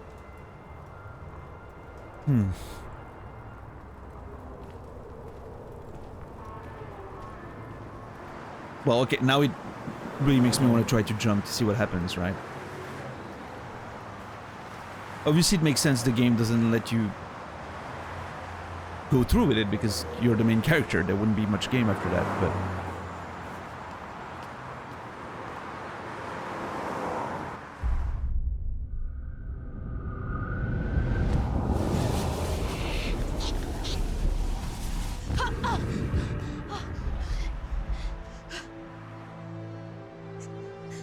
Leave me alone. yeah. We've been running for weeks, and for what? I have no home, no money, no food. My life is a fucking disaster. I'm tired of running. I give up. Do you hear me? I give up.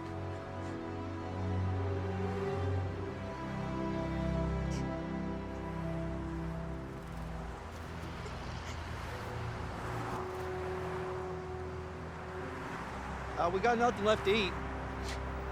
Gotta do something about it. You want to see how things work around here?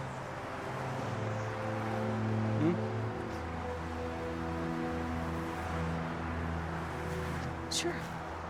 Dude, okay, the performance is incredible.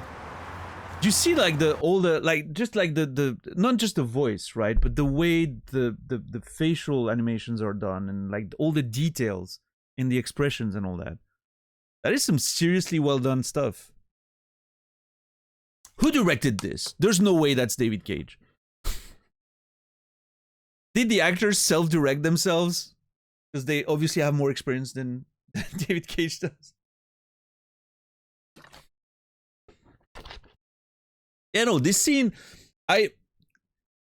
listen, scratch what I said earlier.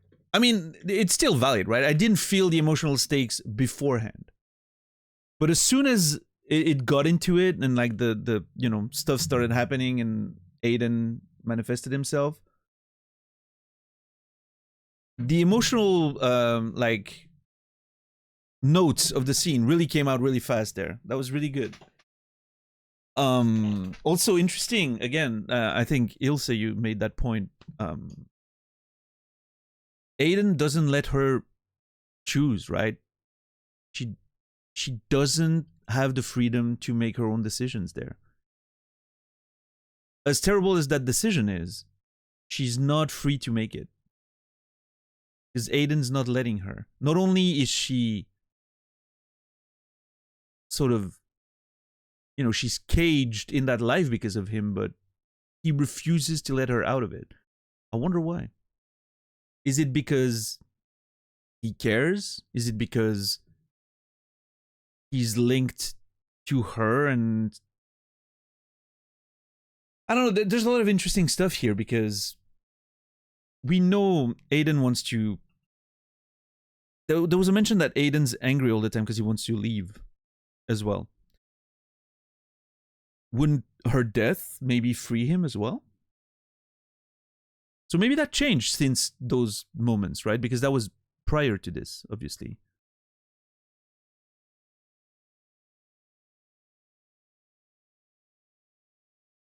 Maybe things changed.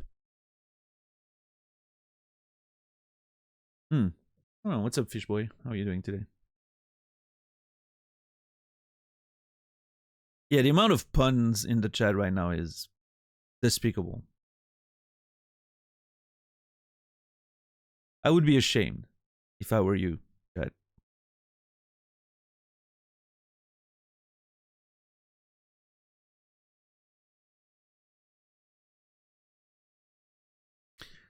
Yeah, no, that thematically speaking, this is a really interesting scene. I like how it works on several levels.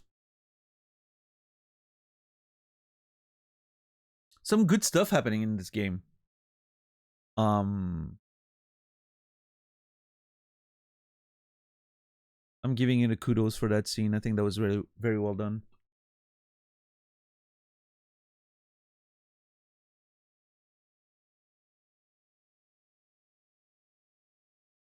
I was a little afraid it would be treating the subject matter a little bit carelessly, because obviously it's David Cage, so I'm concerned. But no, I think it was done pretty well. Also in a pretty unique way, with how her own powers are saving her through that entity that she's living with and all that. Interesting. Not bad. Not bad at all.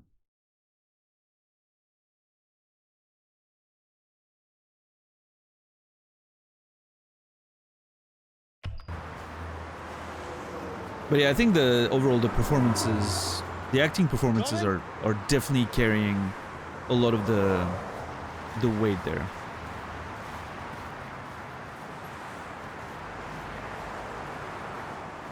I'm becoming a Cage fan. I'm not there yet, but Come on, follow me. I'm sure I'll find a way to screw this up. I believe in Cage. I believe in Cage. He's gonna find a way to screw it up. I haven't heard you this positive before. I only joined since Heavy Rain. Oh, I mean, if you've seen me play, like, you should have seen me play fucking Disco Elysium. I couldn't have praised the game more. Or, you know, Outer Wilds, or some of the games that I really enjoyed. Like, I can be super positive about video games. There's just not that many good ones, I guess. Warren, thank you for the 5 gifted subs. I appreciate that. 367. That's a lot of gifted subs. Holy crap, Warren. Thank you so much for the support. Really means a lot. Appreciate you. In the last days of October, it definitely is gonna help. October, you know, expectedly, October was a bit of a low month after the craziness of September and September, right? So I appreciate you making that a little easier. Thank you, Warren. And King Cuddle Lobster, Palm, Julien, Raffen, and Potato, you will all be remembered. And White Wolf, thank you for gifting a sub to David Cage is God 69. I love how David Cage is that much of a meme, and you have all these weird names on Twitch. It's incredible. Thank you, White Wolf.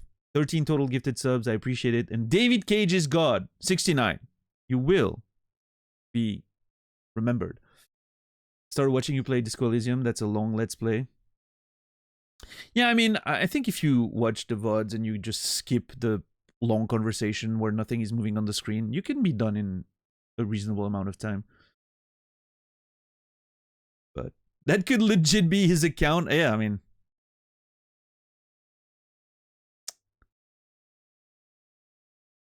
I wonder if David Cag is God exists. I don't think that one exists. David Cage is God for 20, maybe. Why am I lashing out on Colette? Poor Colette. She's done nothing wrong. She's just here, vibing, and I'm just ruining everything.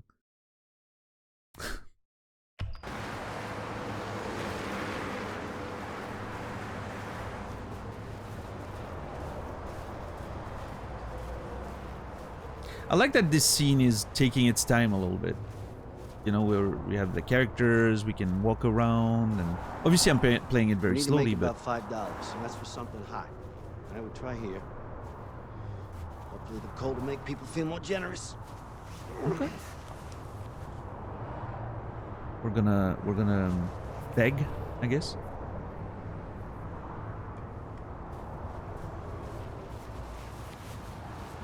But yeah, this is an interesting scene. I like the slow paced as opposed to many of the previous scenes. What's up, bed?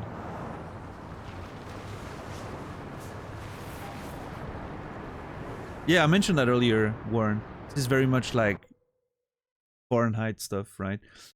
I mentioned during Fahrenheit, you know, when Lucas was sort of walking around and pretty much wearing exactly the same thing Jodie's wearing right now. I mentioned, like, guys, remember this. It's gonna come back.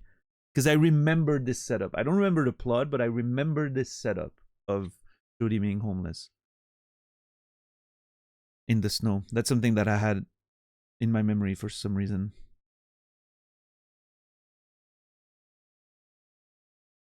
The pacing suits the heavy subject too. Yeah, no, that's true. It definitely works well in this case.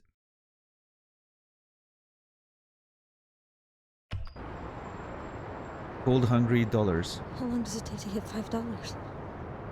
I don't know, depends on people's good grace. Could take a couple hours. Could take a week. The facial expressions are so good. I'm so cold.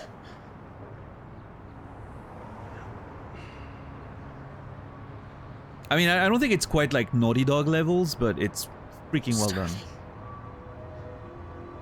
Gonna have to hold on until we get some cash. Think about something else.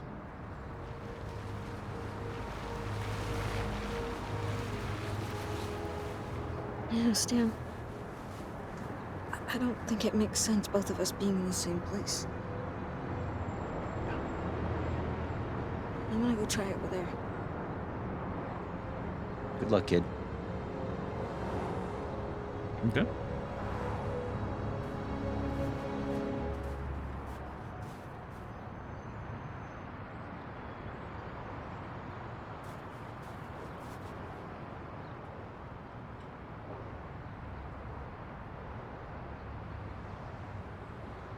Yeah, Chipmunk. In Fahrenheit, the weather was going crazy with lots of snow. Heavy rain was literally named after weather. Is the weather a common motif in David Cage's games? At least those, for sure. The first two, right? This one doesn't feel like, you know, the weather is... At least, it's not a common, like a... It's not a main thread through the story, as opposed to the first two, right?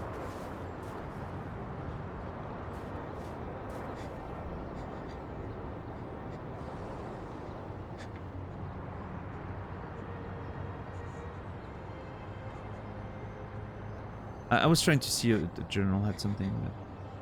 Is there weather in the Nomad Soul? I don't remember. It's been a long, long time.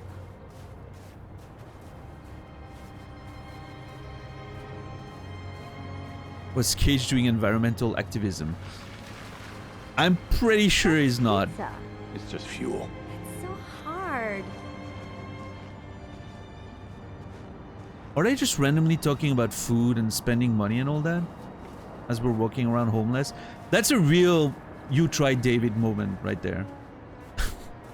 We already gave it I told him if he didn't like it, he could leave. to the scene, but...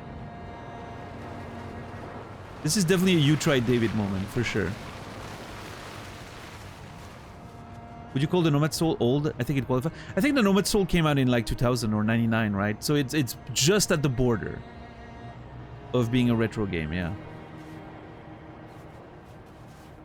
I hate when my wallet has so much cash in it, yeah.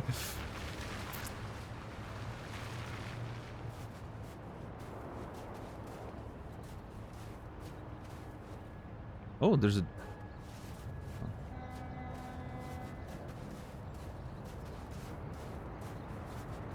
Actually, hold on.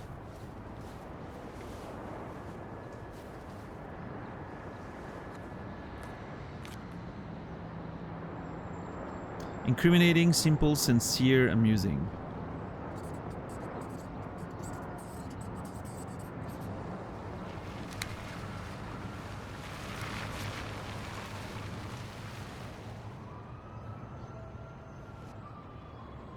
Leave or wait. I wanna see more stuff. Hold on. Also, oh yeah, that's what I wanted to talk about earlier. I want to see what's up with that guy on the other side there. I feel it's what I wanted to say earlier is that I understand why you give the player a choice when it comes to like the knife and the jumping. I feel like it's so important to the story and the theme of the story to have those moments happen that I'm almost not sure it's the right call to give the choice to the player. I understand considering the subject matter that you would give the choice to the player. It makes sense to me. But I definitely feel like not seeing that would have weakened the story a whole lot. I don't know.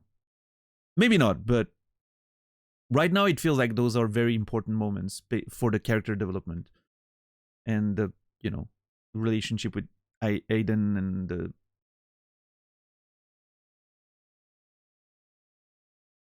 the whole, you know, freedom thing.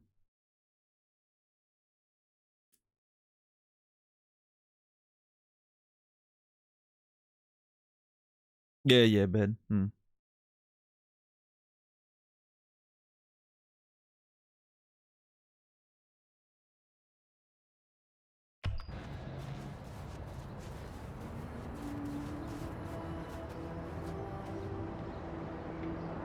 Yeah, exactly, Ilsa. And also in Jodie's situation, right?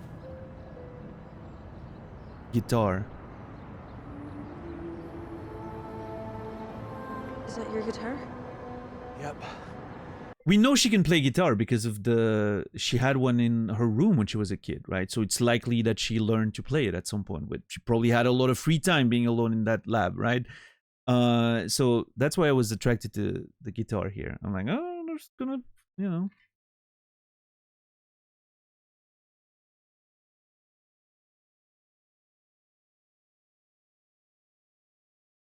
I feel like Heavy Rain was more hindered than helped by the choice and their potential outcomes. Waters down the whole story, wondering how this will turn out. Yeah, I don't know.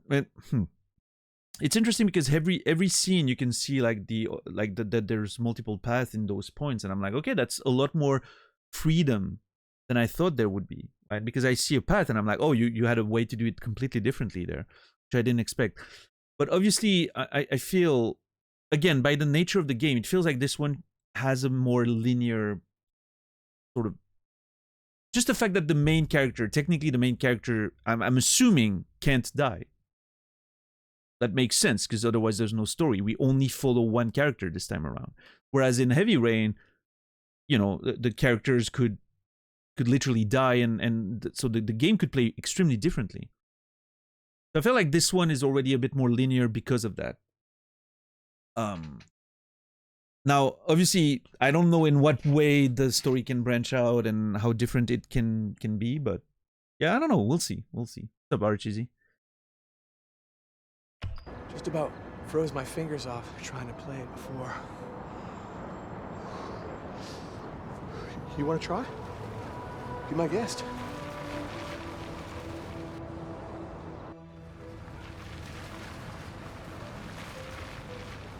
All right. Let's see what Jodie learned in that lab when she was a kid. We're about to jam out some Jimi Hendrix.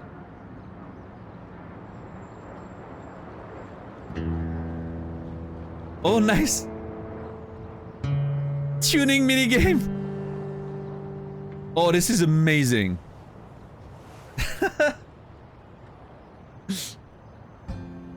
Sorry eyes,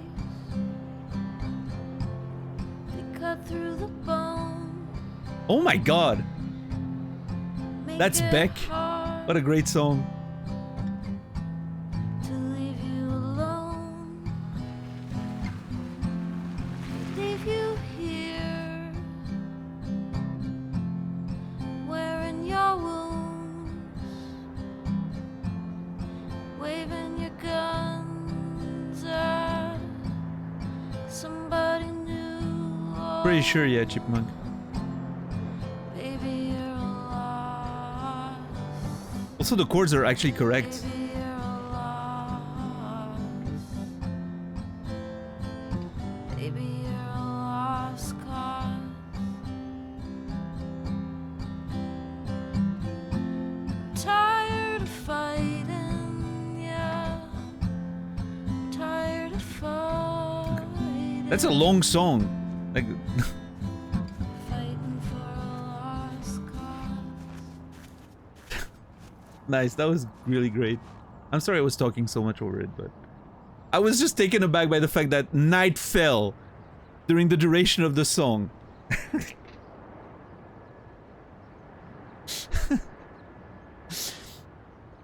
We played a 2-minute song, and like 6 hours or more passed in real time.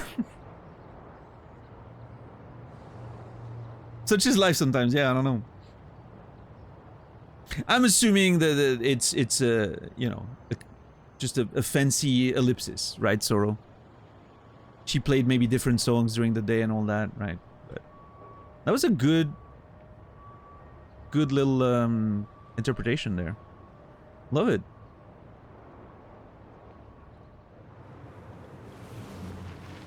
I really appreciate that the chords were accurate on the like the fingers and all. Wow. Thanks, dude.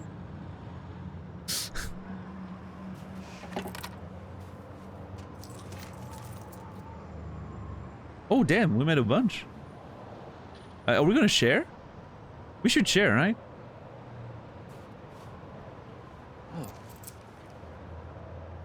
Thanks. Interesting that it didn't give us a choice there. We've got enough. I feel like it should have, but Let's go see how Stan's doing. what's up, Monk? I would have obviously shared, but I feel like the game should have given us a choice. Not great. You?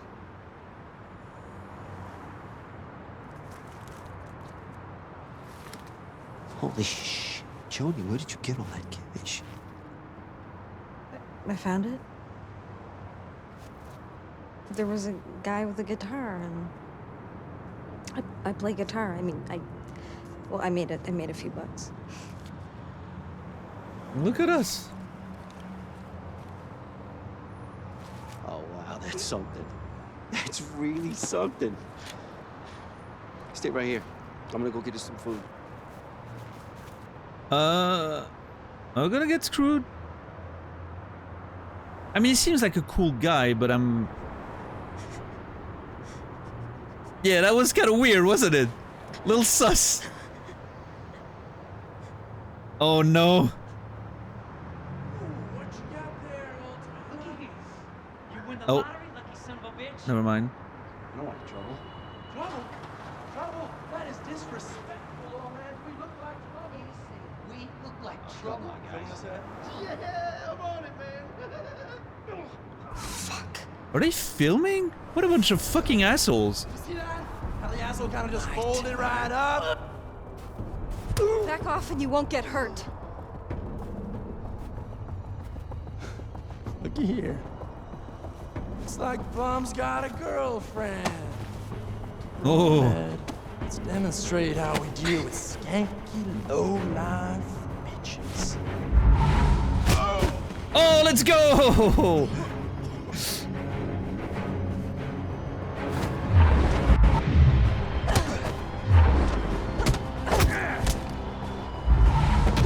If there's one time I don't want to miss prompts, and this is this one. I want to kick their fucking asses.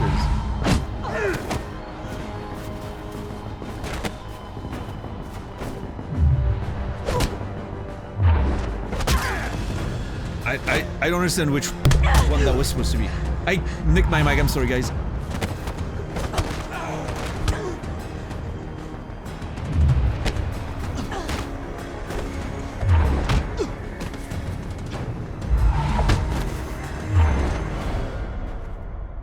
Fuck! The bitch is crazy! See you later, bitch. I'm out of here! Hell yeah! Let's go! I missed one because I was confused about which direction that was supposed to be. What's up, Dom? What's up, Rico? Are there prompts on the screen for this? You're seeing the same thing as I'm seeing, Naz. This game, you have to look at sort of the movement of what Jodie is doing. And in a lot of cases, it's pretty obvious. You can see like the general like move she's doing in the movement of her limbs or her body, and you can pretty easily guess what it is. Sometimes it's very confusing. There's at least one every time that I'm like, I had no idea what I was supposed to do there. So, you know, I've questioned that design decision yesterday a lot. Is this like Tekken with limbs? No. You just press the stick in the correct direction. Like you basically press the stick in the direction of the movement, right? Yeah. So you have 4 choices every time, right? So generally it's pretty easy, right? And the prompts are pretty loose. Like you can, you know. But like there's a few moments where I'm really confused which one it's supposed to be. There was one there. I had no idea what it was. But I was questioning the design decision yesterday, but then I mentioned, and I'm starting to feel more and more strongly about that it adds a layer of realism where it makes it harder for you to get perfects every time. In Heavy Rain, it feels like I was basically perfecting everything, right? Because it's hard to miss those prompts at some point when you're fast enough. Here, it kind of it adds to the chaotic nature of the fights, and like sometimes you're gonna get hit or you're gonna miss something, so it adds a little bit of tension, and it's done in a way that doesn't feel like you're gonna game over or anything, right? It just changes the flow of the fight a little bit, which can make it pretty fun. I like it. And at least it's making you pay attention to what's happening, which again is a big plus compared to Fahrenheit and to a certain extent even Heavy Rain. But yeah, I realize why the villains are so one-dimensional. They want to construct a scenario where the protagonist can act out without the player feel morally compromised. Yeah, I mean, when it comes to a bunch of thugs like this bed, I don't care too much. It's just a bunch of thugs. Whatever, right? I don't need those characters to have any, you know. I understand why they're doing what they're doing. They're a bunch of thugs. They want to steal some fucking food from the dude or make a video with bum fights or what. You know, I understand. I don't need them to be 3-dimensional. They're just a bunch of thugs you're going to punch and dispose of. They're like random guards in a video game. Right. I have a bit more of an issue with the one-dimensional stuff when it comes to characters that are established a bit more, like the Doctor in Heavy Rain or all those things. And while I agree with your statement, you want the player to not feel compromised, I think that removes a lot of the interesting aspects of it. Why would you not want your player to be questioned morally, right? You want the characters to be in situations that are not so black or white. I mean, at least that's what I would want. You want to feel justified to when you have to kill people, maybe, but in a way that still makes you question your actions a little bit, right? Madison, you know, she literally murders a guy. Of course, it was in self-defense, but she literally murders a dude, and there's not a single moment in the game after that that even brings that act in question. She's never affected by it. There's no legal consequences. It's not even mentioned ever. You would think that after an event like that, she wouldn't, you know, just keep living her life and banging Ethan at the first occasion. She would probably be pretty traumatized after an event like that, right? She would maybe want to talk about it, mention it to him, or, you know,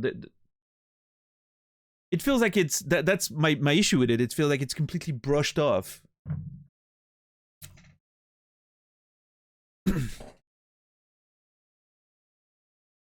Which is one of the, again, like a very big weakness in David Cage's writing, is that some events feel very inconsequential. I don't feel that way about this game so far. I feel like this game has done a good job at making the weight of every action and everything feel like it matters. Which maybe is due to the more linear nature of it, once again. But, yeah.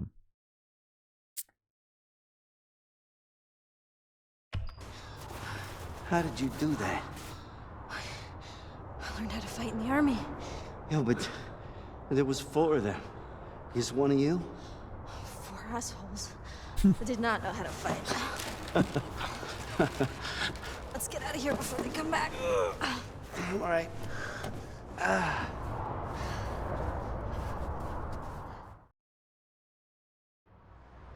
I could have paused here, but whatever. Luxury rentals, your new home is here. Okay, see that another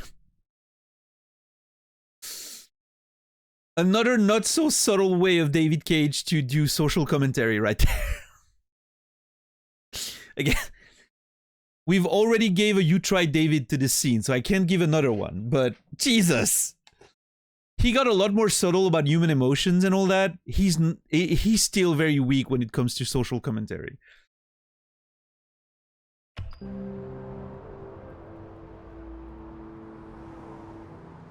Oh, interesting.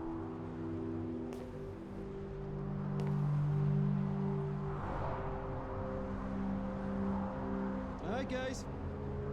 Come and get it.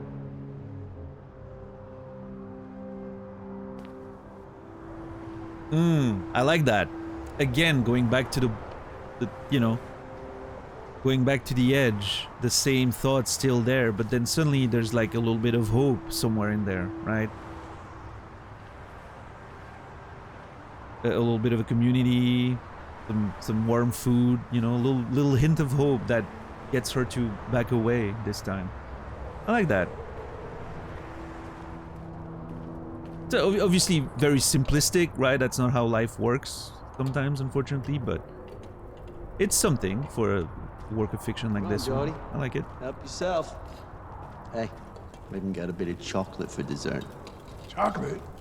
I don't reckon I even remember what that tastes like. It's subtle for David Cage, yeah. Let's keep our standards reasonable.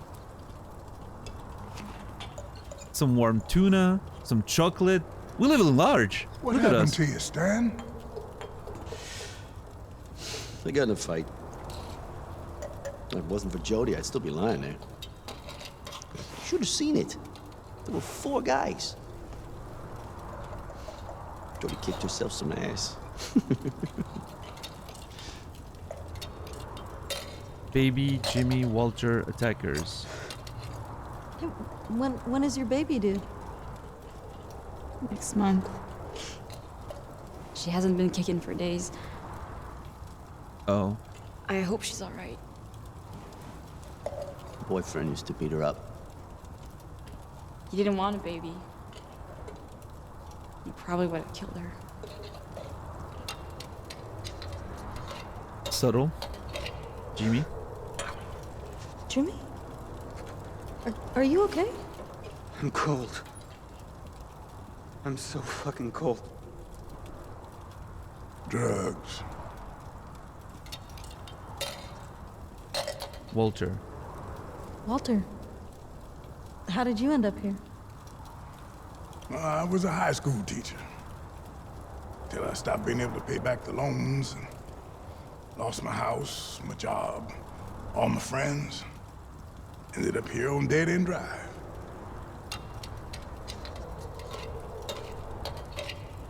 Tuesday. How did you get that name? That was the day I left home. First day of my new life. How about you, Jody?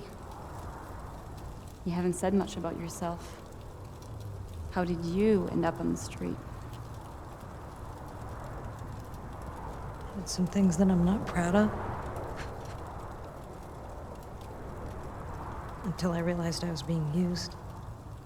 Ooh. I know that this is gonna sound really strange, but I'm different. It's made my whole life a fucking mess. You said you were different, Jody. In what way? Sincere, enigmatic, not important. Sincere. Ever since I was born, I've been linked to an entity. Oh, that's maybe a little too sincere.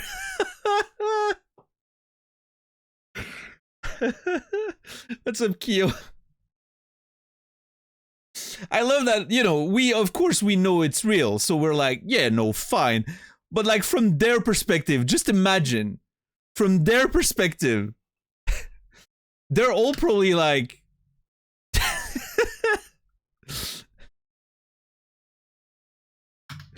but we know, of course, that, you know, it's real. But yeah, thank you, Warren. You guys can also use the Marcus emote now in chat.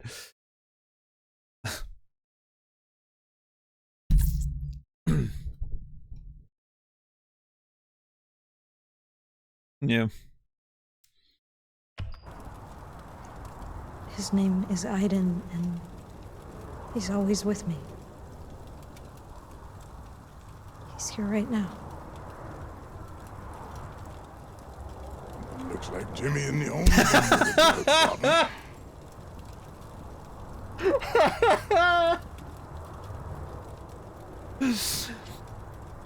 I love it. It's such an easy justification. I love it.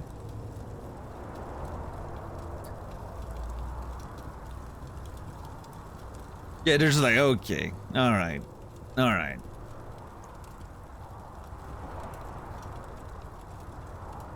I think Stan maybe is like, oh, I don't know, something about her, but the other ones obviously are dismissing it.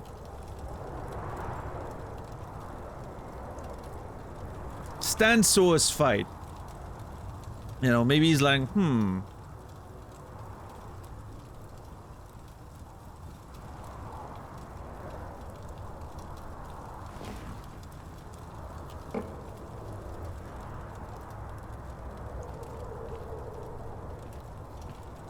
Oh.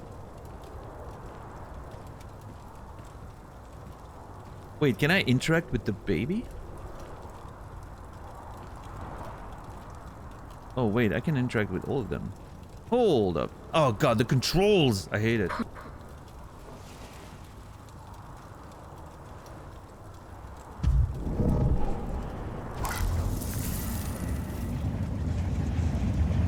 Oh wait, am I healing him?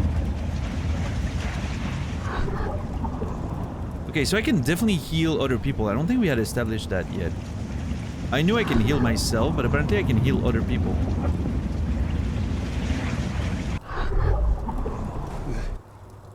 The pain's gone. How did you do that? Oh, they're gonna start to believe.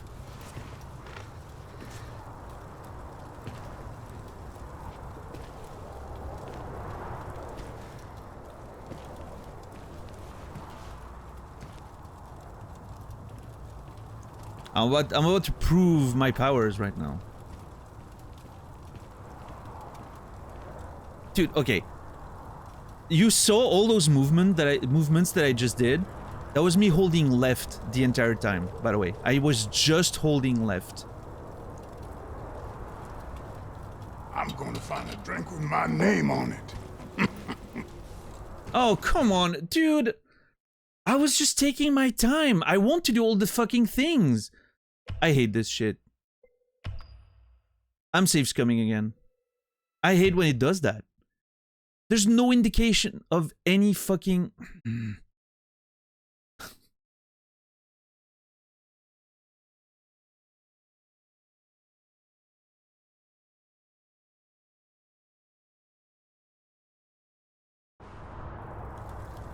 There we are. Immersion broken? Whatever. Poor Jimmy.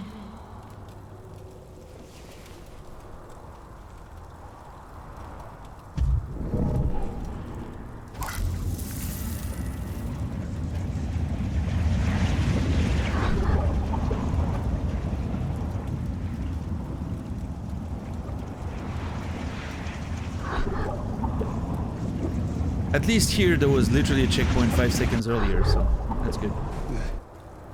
The pain's gone. How did you do that? Jody Christ. I mean, there is a sort of, again, like a messiah sort of thing happening with Jody, right? Which, and in this case, at least in particular, which obviously, it's not as heavy as Lucas in Fahrenheit, right? But...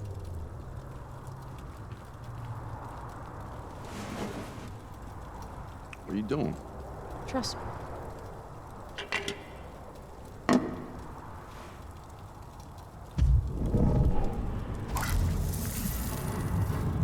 Whoa.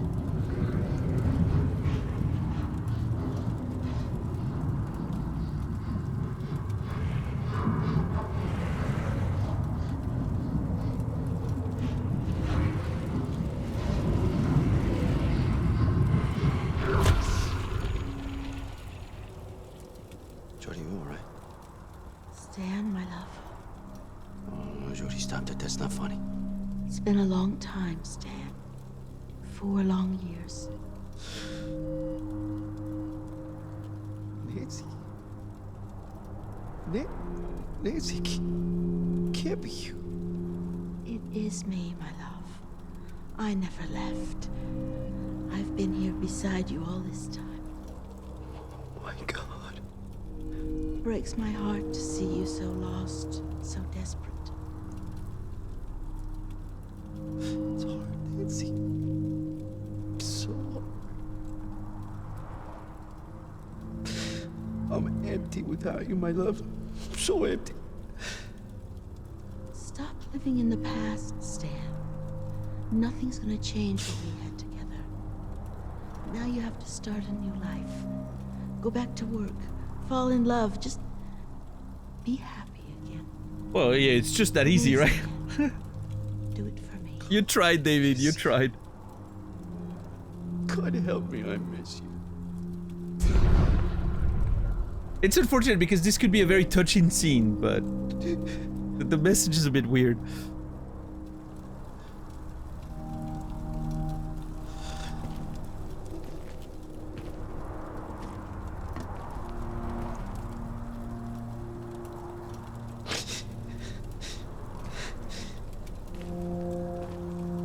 It's a miracle. Goddamn miracle. I'm annoyed that I wasn't able to interact with that there's an order there that's expected of you to know. Thanks.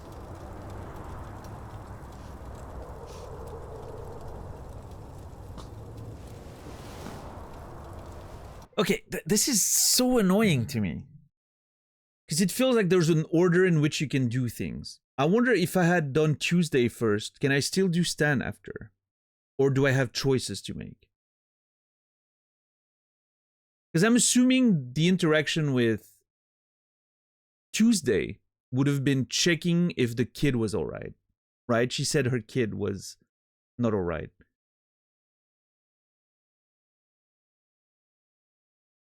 I feel like the game should make you choose in this case.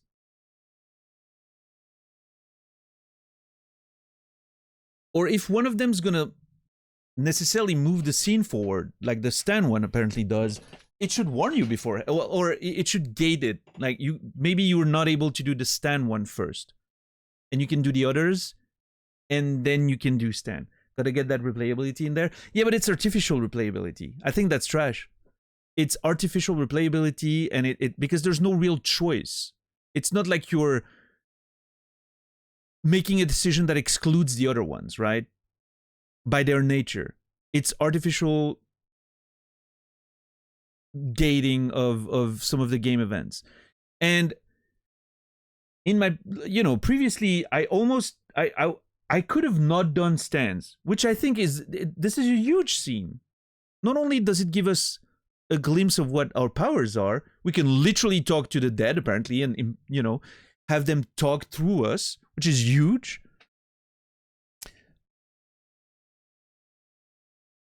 But it's also like a very, sort of emotional moment right there. I feel like the game loses a lot by not having those moments, right? It's so strange. I don't know. There's something that's really bothering me about the way the game is designed. I'm gonna listen. I hate doing that. I really hate reloading and doing that stuff, but I need to understand how this works better. I need to understand if this is a matter of choice, like you can only do 2 maybe, or if it's an order thing. If it's an order thing, actually both cases I'm just upset at the design decision there. I feel like this should be a scene where you're free to do whatever you want. There's no emergency, there's no time limit. Poor Jimmy. Also, that's me holding left again. The entire time. And my character is going all over the place. But yeah, on a side note, I feel like once again we're in one of those situations where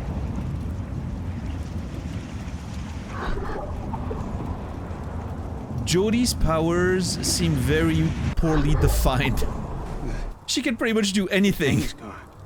She can literally do anything. How did you do that? She always has a solution that she can do with Aiden. Aiden has an infinity of powers, it seems. I'm worried. It's not too bad yet because we're technically still somewhat early in the game, it feels like. I don't think we've crossed the middle of the game yet, based on just the time we've been playing. But at some point it needs to stop. We need to stop getting new power all the time. It needs to be established what Aiden can and can't do. Because otherwise, every time we're in a bad situation in the game, I'm going to be like, well, Aiden's going to be able to do something that's going to save us, whatever, right? Because he's going to come up with some other power that happens, right? I'm bothered by the fact that her powers are cause trouble her entire life, and she's basically showcasing them to total strangers. Maybe that's affected by the fact that I was honest about it. Maybe I didn't have to. And my decision, like my logic for being honest with them, even though I feel like she overshared, is that, I mean, it's the only sense of community that we had so far. I can see that being the justification, but yes, I agree. It's a little easy. It's a little bit easy that she goes from basically every time her power came into play and she was mentioning them, people have been bullying her. It's likely that at this point of her life, she would just not want to talk about it ever. Although we haven't seen a lot of what happened in the CIA during that period of time, right? Maybe that period of time made her feel more comfortable with her powers and all that, right? Who knows? I feel like this could be like sort of justified retroactively, maybe. We'll see, but on paper, I think I'm with you, Soro. Yeah.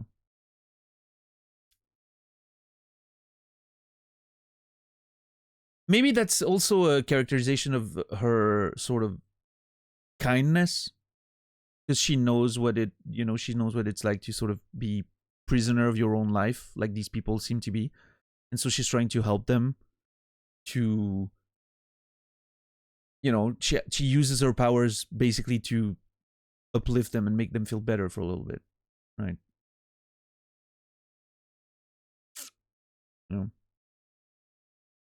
I don't know. I feel like it's, yeah. These people are now on a CIA list for seeing this. Yeah, don't let the government know. Jesus.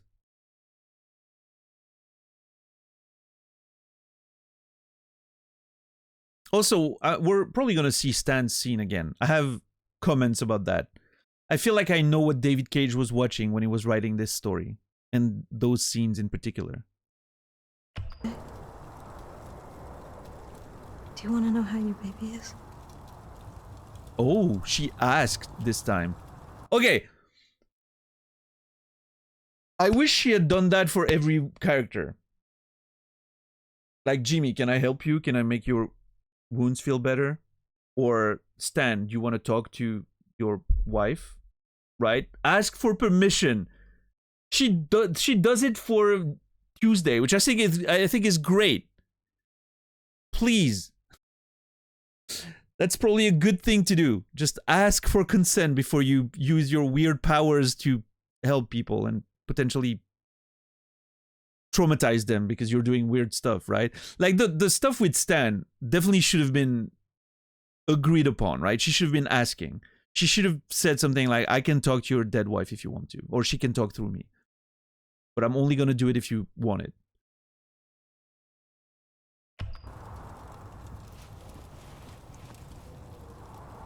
Give me your hands. That's the name of the girl, Tuesday.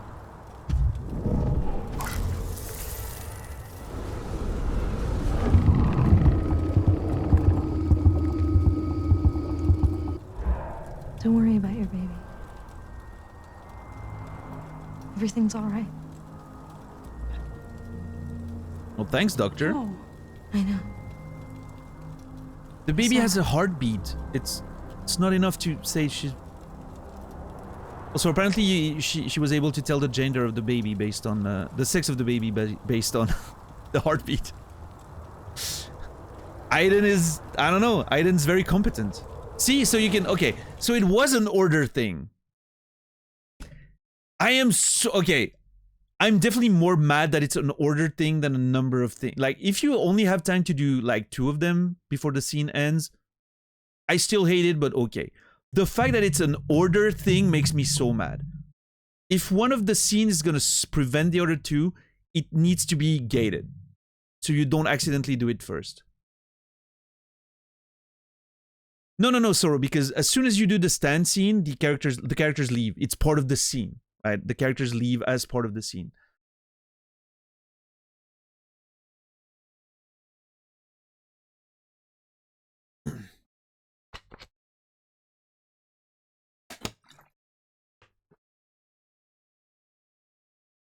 But anyway, that scene right there, I can tell that David Cage, while he was writing this game and working on those scenes, I can tell you he was watching Lost. I can guarantee you 100% he was watching Lost. I already mentioned that in the lab with how some of the ways the monsters were killing the dudes was reminding me of Lost. And the smoke thing. I'm not going to spoil too much of Lost if you haven't seen it, but that scene we're watching right now, literally that scene is in Lost. Almost, you know, shot for shot. It's a little different. It's not a like homeless people in a whatever, right? But there's a scene that's, if you've seen Lost, the entire show, you know which scene I'm talking about probably in the final season. But there's a scene that's almost exactly like this one.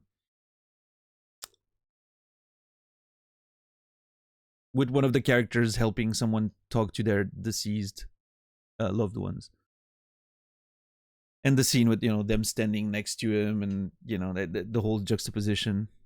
Very similar.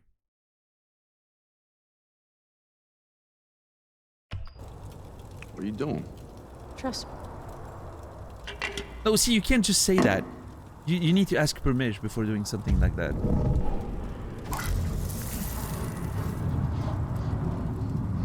Are the later seasons really that bad? Oh no, I think Lost is great. I do think there's a few weaker episodes for sure, because it's one of those TV shows back in the day when you had to like produce 20 episodes per season, right? So when you have a format like that, sometimes they just have to fill in 1 week or 2 weeks or 3 weeks. So you have some weaker episodes that don't really add very much to the story. I think Lost would have been stronger if it had been on HBO or if it had been in the streaming era, because they could have just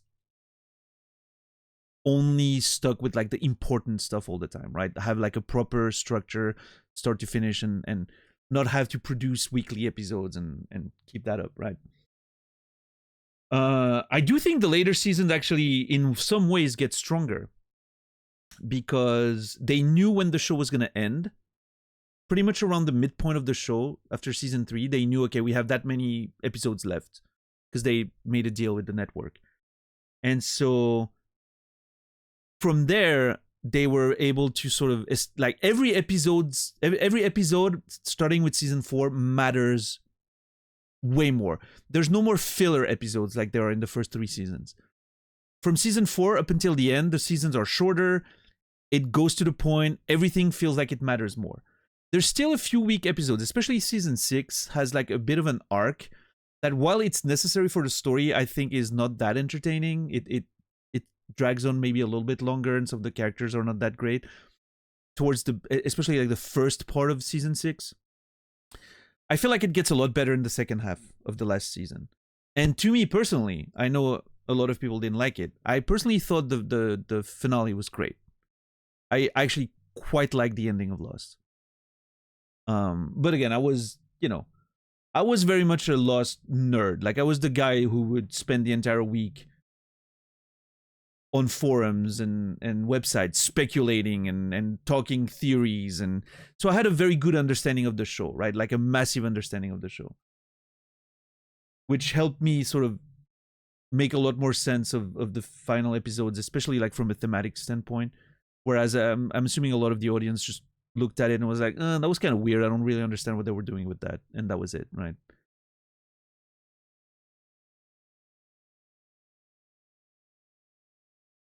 Yeah, bad. That was a weird episode. That episode was bad. Legit bad. Yeah. That was maybe the low point of the whole show there. They didn't get it. No, I don't think that's that's the thing, right? I'm not blaming people for not a I don't blame the people for not enjoying what they did.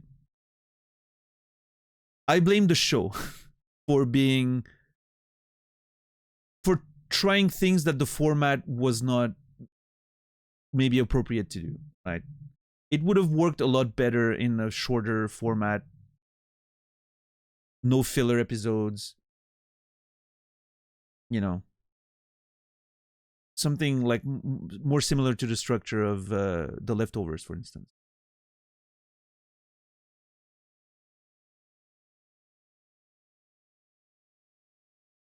That really starts in season 2, Stuck in a Jar. They start like digging in season 1, but you really only get a good sense of what that is in season 2.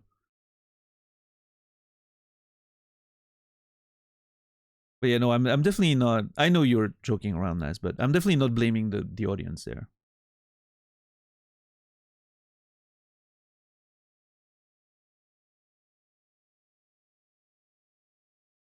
There was way too many things in that show for anyone reasonable to keep track of. And that's also due to the structure of the show, because they had to make more episodes, and so they added more mysteries and they added more stuff, and that became very overwhelming. In a shorter format, they could have like reduced it to the essentials and have some. They wouldn't have had some threads that were basically abandoned because there wasn't any time left to deal with them. And the only reason you may, like, the only way you could have sort of closure with them is if you were doing all the work outside of the show to understand all of it. Look at all the other medias and the, you know, the ARDs and webisodes and all that shit that nobody ever watched if they didn't really care.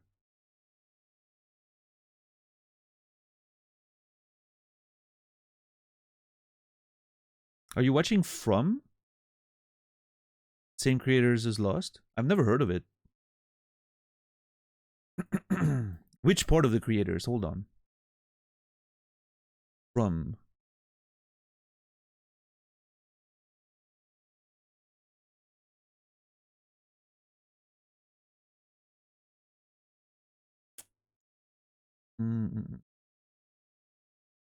Harold Perrineau is playing in it.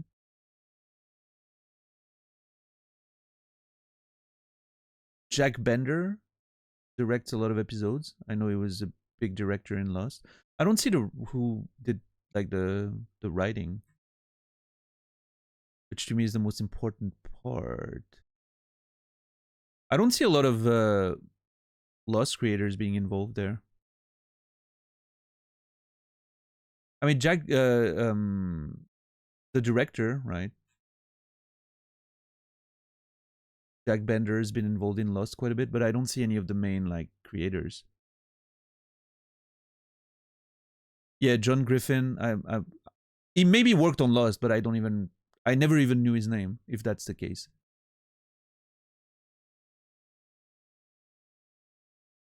Yeah, personally, when I think Lost, I think Lindelof and Hughes, right? Those are the two main showrunners, even though what's his name created the show originally. What's his name? Abrams. He didn't really work on the show after like the origins of it, basically. Yeah.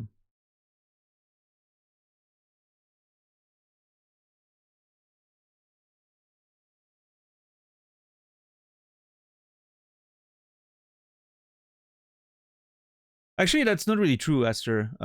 Again, like Abrams didn't do much for Lost. He did a lot less than people think. He worked on like the pilot and the creation of the original show, but then pretty early didn't do much about it. Hughes and Lindelof are the ones who really, you know, carried that show. I don't know what Hughes has been doing, but yeah, Lindelof has been doing The Leftovers and which was amazing. So based on The Leftovers, I think all the good parts of Lost were Lindelof's work, probably. That man's really good at what he does. Obviously, it's not that simple, but you know. Yeah, no, I mean, it makes sense, Astor, right? He created the show. His name was on all the credits, even though he was very hands-off after the early days. Yeah, Suck in a Jar. Yeah, maybe they, you know, there's a few people involved, right? Actors and the director. That's, you know, that's still part of the people who worked on it, so, yeah. Yeah, Fringe had also some common people. Yep. The Watchmen miniseries, I haven't seen that. Yep. He also did Prometheus. Ooh. Hey, you can't bat 100%.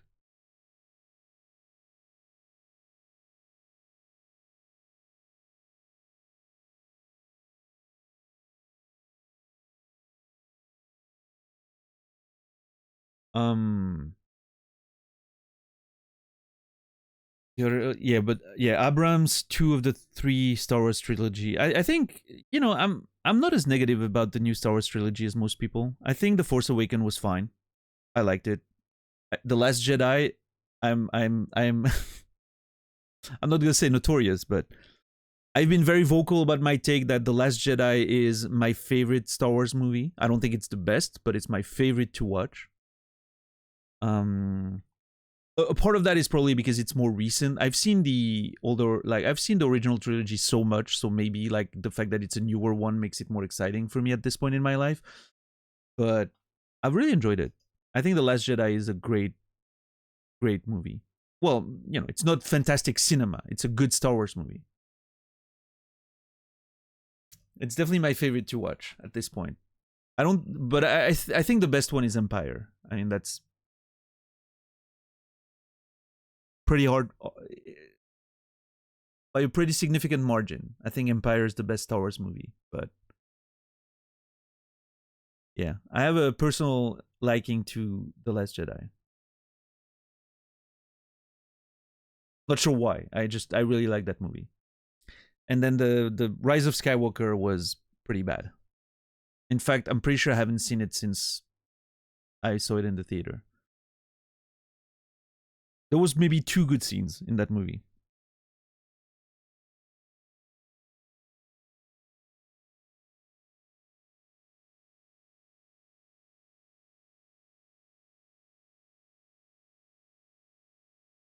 Yeah, the last one was really weird. Yeah, I don't know. The Last Jedi, I thought visually was amazing. It's definitely the best looking Star Wars movie, like visually speaking. There's some work with the colors and the overall like just aesthetic that is pretty incredible. And yeah, I mean it's the only Star Wars movie since the original trilogy that's actually trying to do new things. And I know like a lot of people didn't like what it was doing, but I think it was trying to do new things. So, and I can respect that.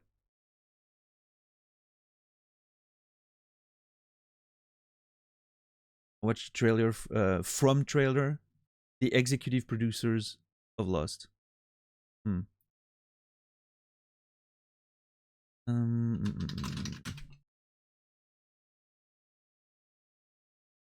Yeah, I'm trying to see which ones were involved in both projects, but again, like to me, the executive producers are, you know, producers are producers. I don't think it's the like creatively speaking, those are not the important people, right? But I understand why they're advertising it. Obviously, they want people to be interested. The people that like Lost want to be interested in the new show, right?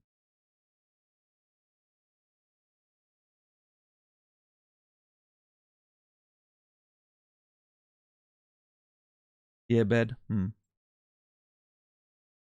Worked for you. Well, there you go. Yeah, that's why it's there, right?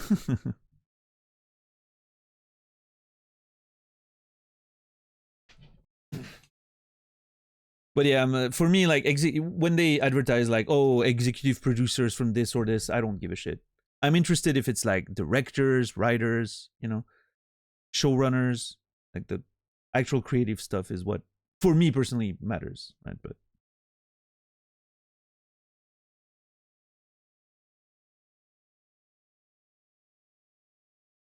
yeah, I'm with you there, Stuck in a Jar. I think Star Wars would be more interesting if they started making movies about something like some completely different era of the timeline. I think the TV shows do that a little bit. I haven't seen any of the TV shows. Like I haven't seen what is it? The Mandalorian. I haven't seen. Yeah, I've literally not watched a single Star Wars TV show. I hear some of them are pretty good.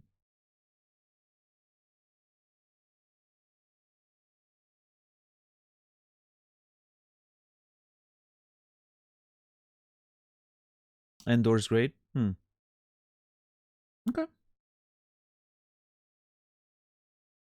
That was the character that was in Rogue One, right?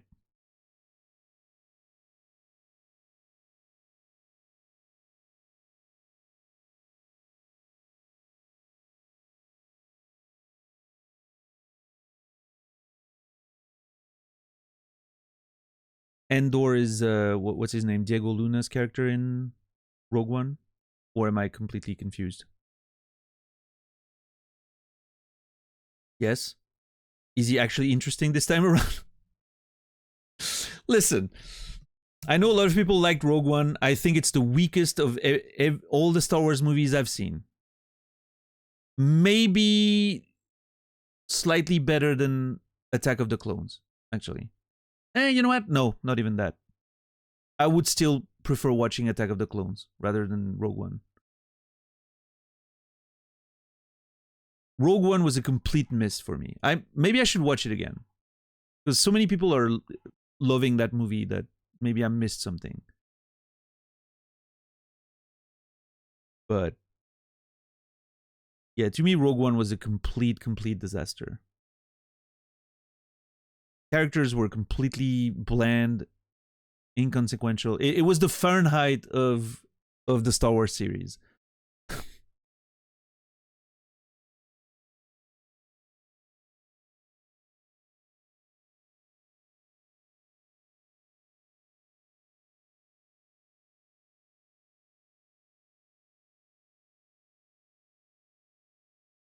But I should probably watch it again, because maybe I was just not in the right mood. I don't know.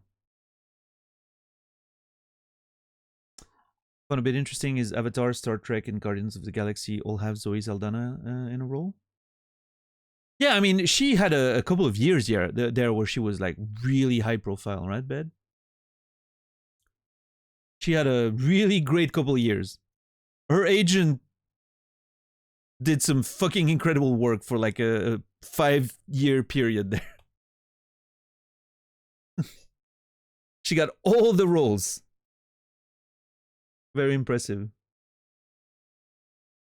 Which is fine, she's great. I think she's pretty good. You know? I mean, she hasn't done anything that I'm like super memorable for me, but I thought she was really good. In Guardians especially, I think.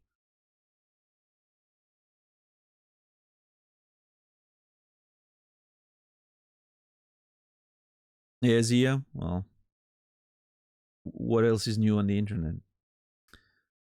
One of the highest paid actors for a while. Yeah, no, she had a really great couple of years there.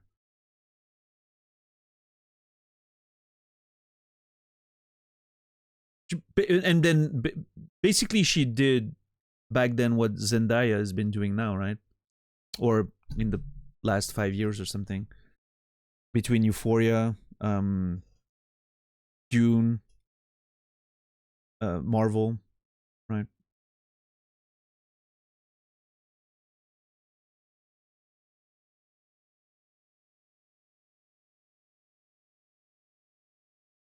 It's always like that. Suddenly you get some actor that you see pop up everywhere and they're just making a killing. Hollywood for you.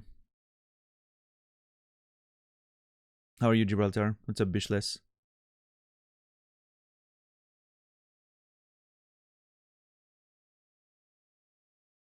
Which chapter are we in? We're on the homeless chapter.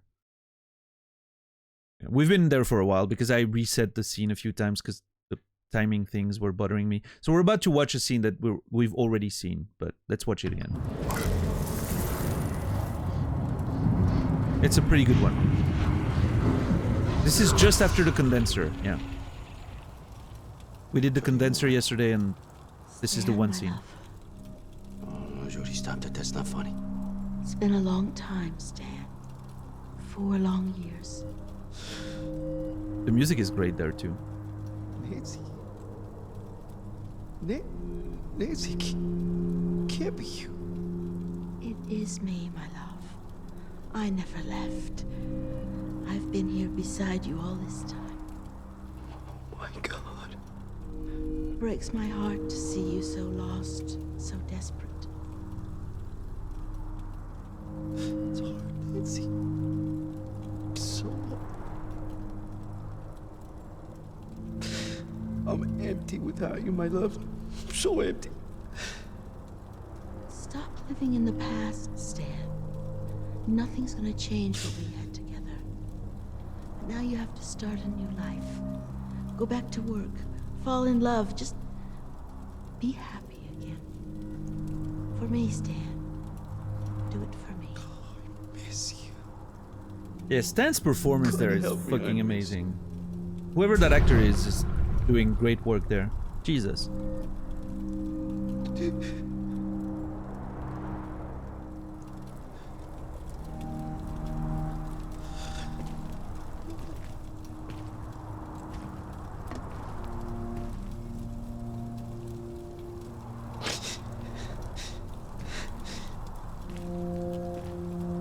It's a miracle.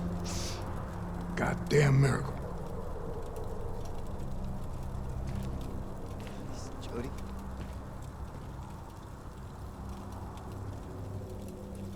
Thanks.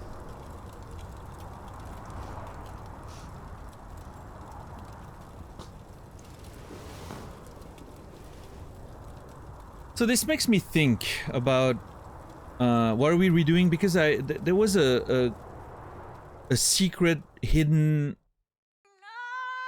Oh,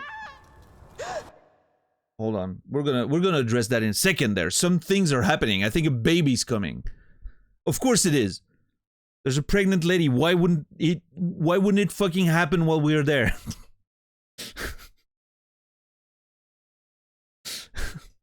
It's fine. It's a little contrived, but it's fine. We tell stories because they're exceptional, right? Not because they're mundane.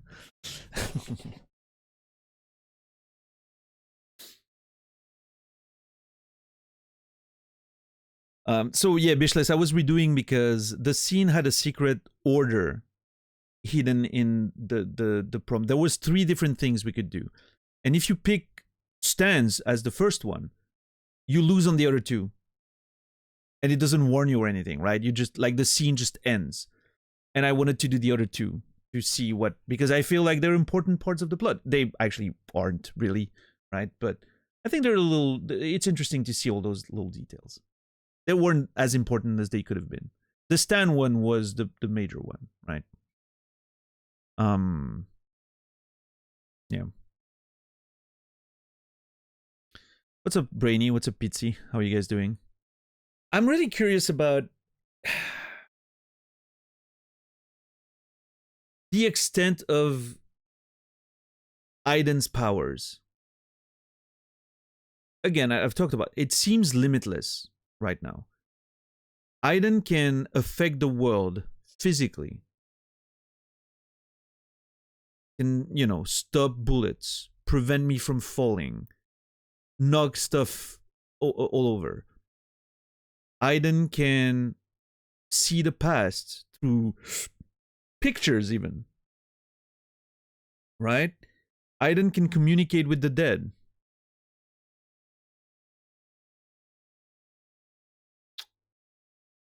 What else? Heal wounds. Mind control people.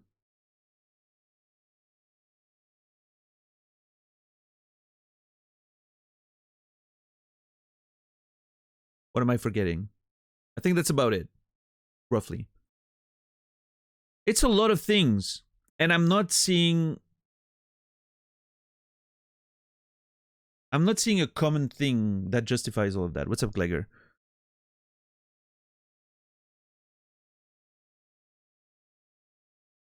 I think, interestingly, I don't think the communicate with the dead stuff is the weirdest part. I think the communicate with the dead stuff could be due to the nature of what Aiden is, you know, like some of entity coming from the infra world. Maybe the infra world is some sort of, you know, they always say like the other side, the infra world, right? What if it's some form of afterlife? And so he can communicate with the dead because he can go back and forth or something. Or at least he can see he can definitely see the entities that are still in our world. That's for sure. Maybe because they never left. Like the Nancy, Stan's wife there, says that she never left. Maybe she's just there as a ghost, but Stan cannot perceive her because he doesn't have an interface to communicate with her. We do through Aiden. However that happened, I don't know, but it allows us to interface with those things you can see. Those part of the infra world that are visible in ours, for instance. Now, that doesn't really explain how I can see the past from a picture. From a dead body, I get, right? You can, oh, there's a dead body. Maybe I can quickly catch the soul before it leaves or something, right? And then we can see what happened. The memories or whatever. From a picture, it's a little more difficult for me to believe, but I don't know. Now, the healing wounds stuff, that's kind of weird. I don't understand that. How can I magically heal wounds?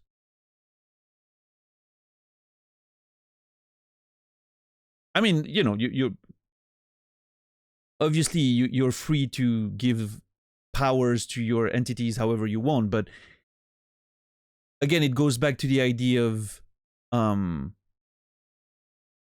you need the powers to have limits. Otherwise, it feels like it can just do anything, and there's no stakes anymore.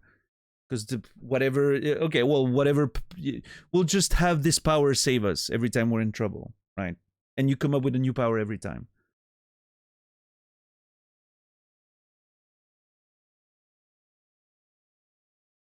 Seeing the past from a dead body or a picture is equivalent. I don't agree with that. Because the dead body, again, you can like dig into the memories, right, of the body itself, or maybe catch the soul as it's leaving, as opposed to a picture, which is just a picture, piece of paper, right? There's nothing linking you to the person in the picture itself outside of the image.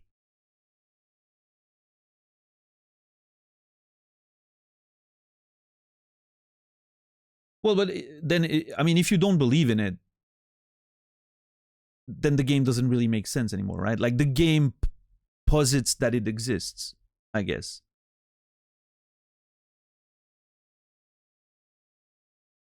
Right? Like, that's the implication of the game, is that there is a soul, because there's literally a dead people manifestation of their soul still there. But yeah.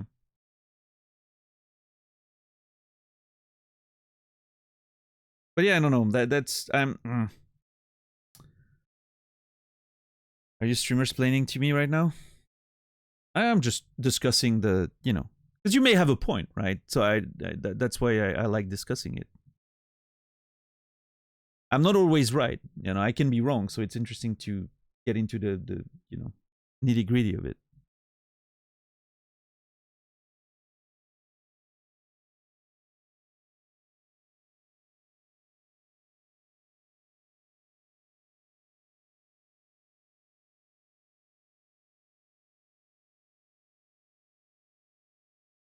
Yeah, I'm just, I don't know. Would I like the story more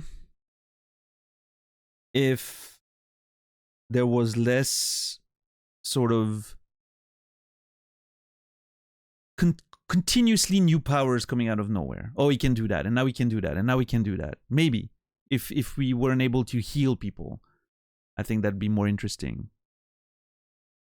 Because I think that one's kind of out there. And I'm trying to... There's a part of me... Hold on.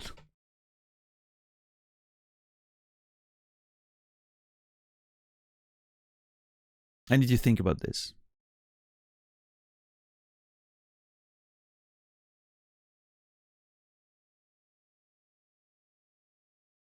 There's a part of me that wonders when that power is going to be important. It hasn't been really yet.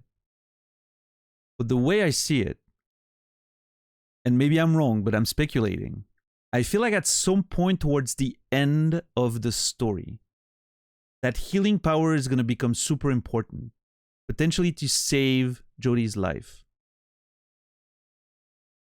And so because suddenly you needed that power, when Cage was writing that scene, he was like, oh shit, we really need that power.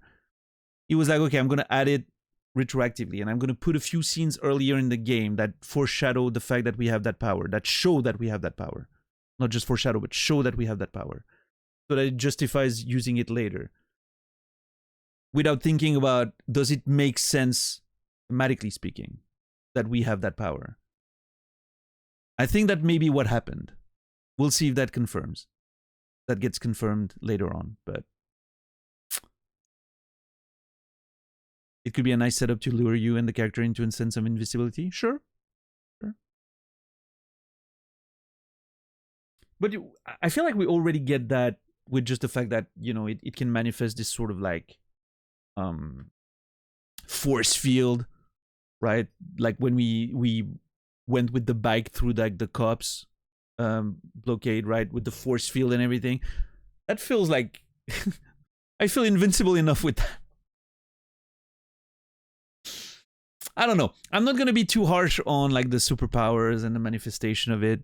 Maybe there's going to be a nice justification later. We'll see. And after all, you know, you can write whatever you want. Your entities, your creations can have whatever power you want. I'm just saying, I hope the game doesn't keep adding new powers all the time. I hope at some point we get to understand the limits of that power.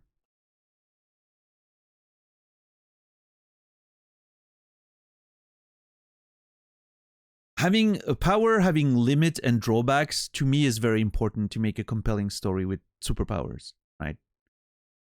I don't see many drawbacks yet, or limits, for that matter. Well, again, the only drawback is that we're having a terrible life and social life or whatever, because everyone's using us for our powers. But when I mean a drawback, I mean something that's a little more in terms of like the micro storytelling, not just the overarching story, but like the micro scene, you know, moment to moment basis. It feels like more drawbacks would be needed. And a great example of that is, think about Stranger Things. Eleven is completely overpowered, but what happens when she uses her power too much? She starts getting the nosebleed, she gets weaker, and then, you know, she becomes useless if she keeps using it too much. This gives you a sense of, oh shit, she can't just use it every time and solve everything. There's going to be limits to that. It sometimes is not going to work. Same thing happened in Life is Strange, the first Life is Strange game. We were getting so confident about using our powers to rewind time all the time. And then episode 2 hits, and suddenly, bam, you've used it too much. You start being not able to use it anymore. And you have this big scene. I'm not going to spoil it, but you have this big scene coming up. And you're like, shit, I really need my power now. And this suddenly made all of the stakes so much stronger because of that one limitation, that one drawback to using that power, right? And I thought that was fantastic. I need them to do something like that in this game. To get a sense of, you know,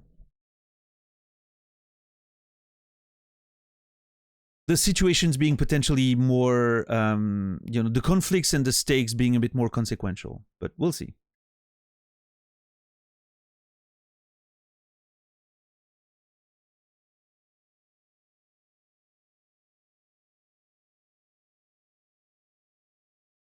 11 is OP. They tend to have to ride around it. Well, I mean, yes, she's OP, but again, like there's a few drawbacks to it, right? And her, well, especially in the first seasons, I feel like later on she gets a bit more.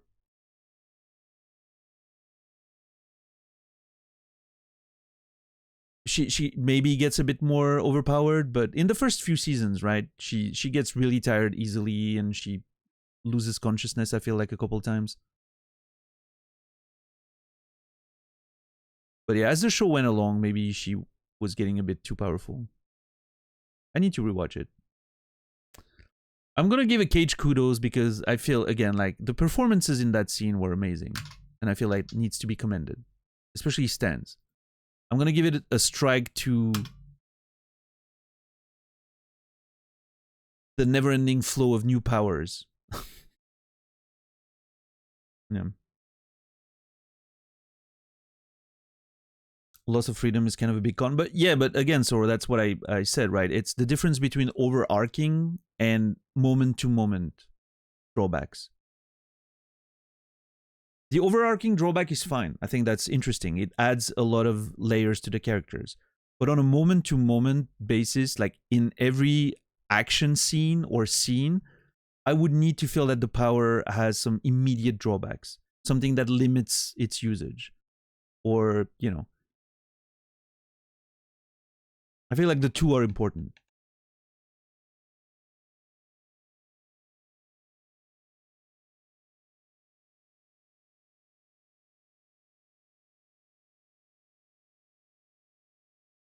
There's all those, you know, layers to the story, right? The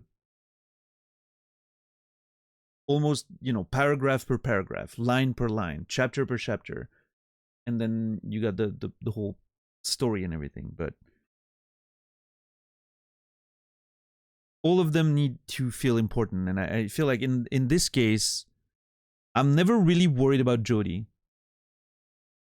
Because I always feel like Aiden's going to have a power that is going to save us without any consequence. Or drawback or risk or anything of the sort. I need David Cage to make me feel like actual danger and you know.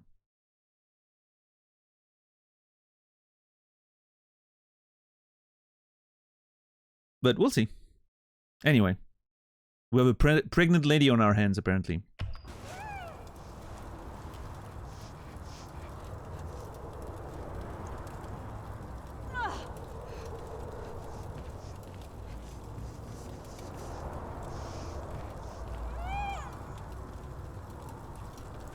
Hold on 1 second.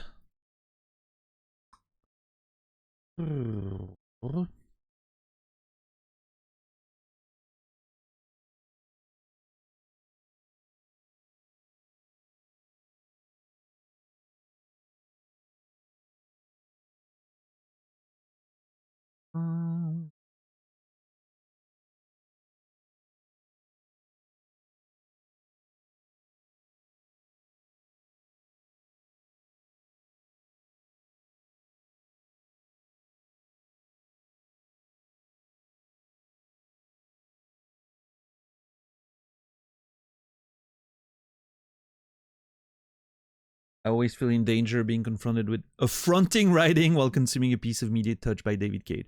Hey, listen, to David's credit, I feel like he's been doing a lot better. Honestly, I'm impressed. At this rate, I'm going to end up agreeing with everyone that Detroit is a great game.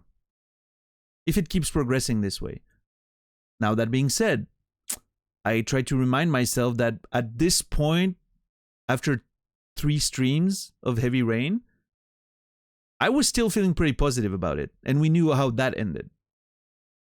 So, you know, let's not be too excited. But hey, no women by Cage yet. Very little Cage moments. And quite a lot of kudoses. So.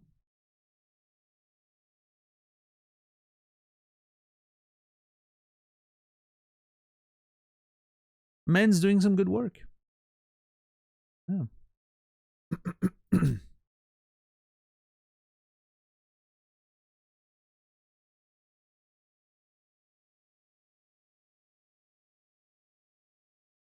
Bum, bum, bum, bum.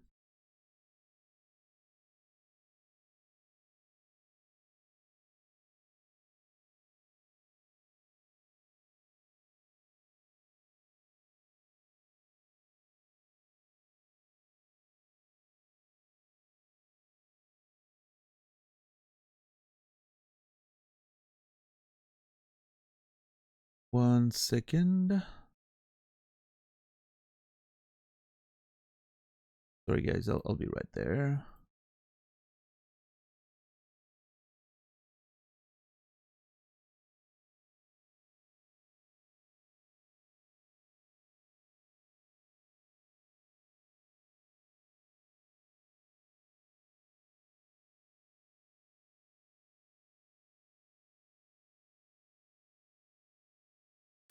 No shower or pee scene. That's true. I love how your standards have adjusted for David Cage. I suppose they have too, really.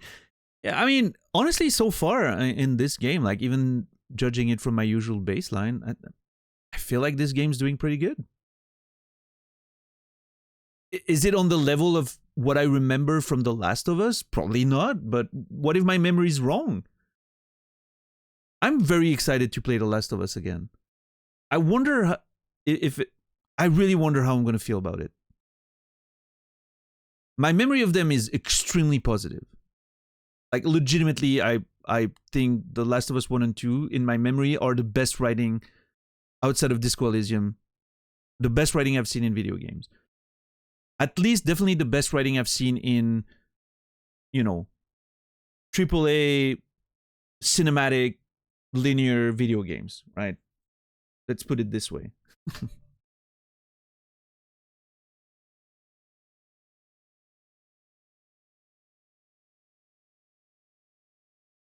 And like the performances and everything, like, and you know, based on my memory, were exceptional.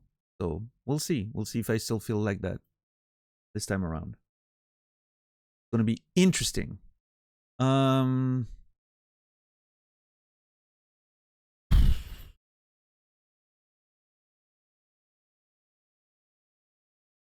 felt too much like torture porn? You mean misery porn? Because that's the term that's been thrown around a little bit.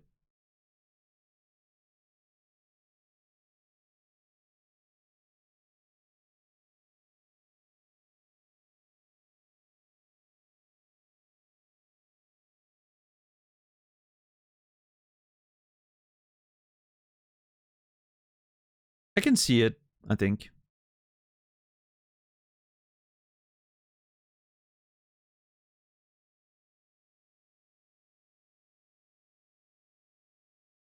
I don't mind it, personally. I thought it was fine. Changing parts of 1 just so 2 could work? I don't know what they did about that, so let's maybe not talk about it. You mean they changed something in like the remade version of 1? I mean, personally, I haven't played any newer version of 1, and I thought the story of 2 worked perfectly fine. So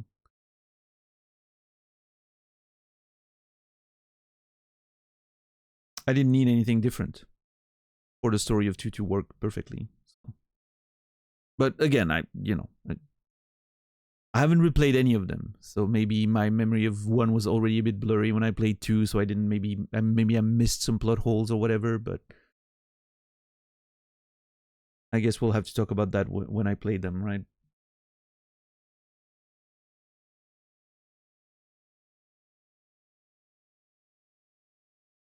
What I feel is more likely that what is more likely to have happened is that people were bitching about 2 so much that they felt like they had to adjust 1 to make it a little more palatable, which I think is weird. But I don't know, to me, most of the complaints about 2 in terms of story were unjustified. I felt like it was perfectly fine.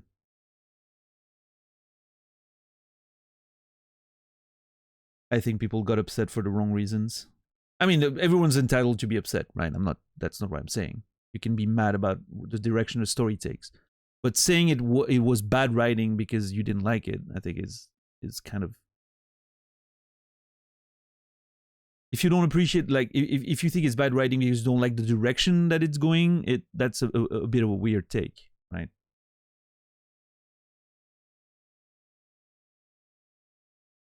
Because I personally think it was a great decision, the direction they took with it. But again, I mean, personal opinions. At the end of the day, what can I say? I wish 2 was like 20% shorter. So that's an interesting thing because I feel like I remember when I played it that I felt like the game was twice as long as I thought it would be. I don't remember the details, but I remember there's a point in the middle of the story where I was like, I remember that feeling of being like, oh yeah, this is it. We're at the end. And that was only the midpoint.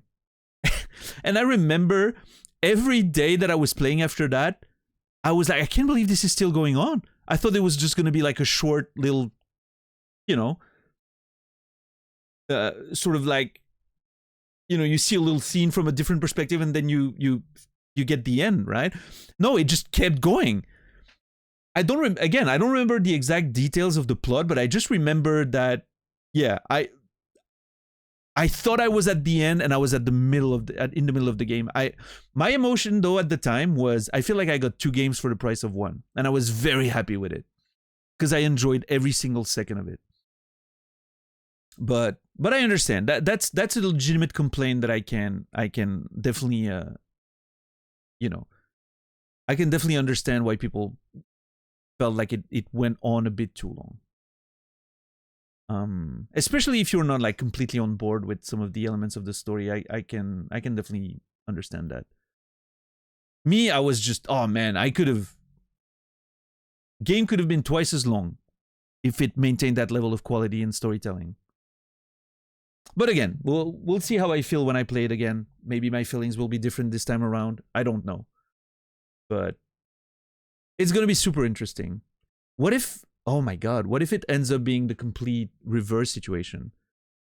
I'm gonna end up loving this game and Detroit and be like, David Cage is pretty good, actually.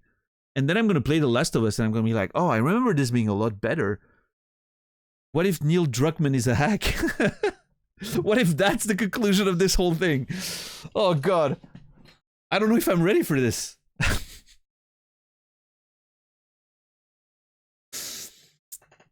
I'd be surprised. Let's put it this way. I would be very surprised if that's the outcome of this whole journey. But what's up, JC? No, I'm not saying this is gonna happen. I'm just saying.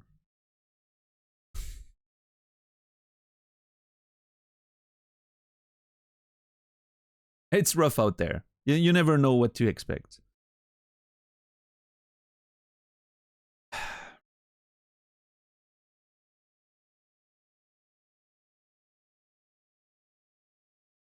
It's gonna be a good time.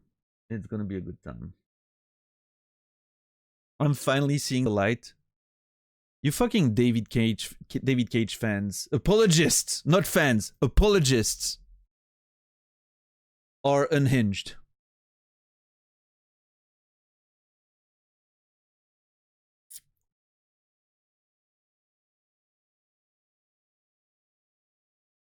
I'm really interested in seeing how Detroit's gonna go. I mean, this one's already, you know, pretty damn interesting, and I'm looking forward to the rest of it. But Detroit, that game is so popular, and there's so many people that put that game in their favorites of all time.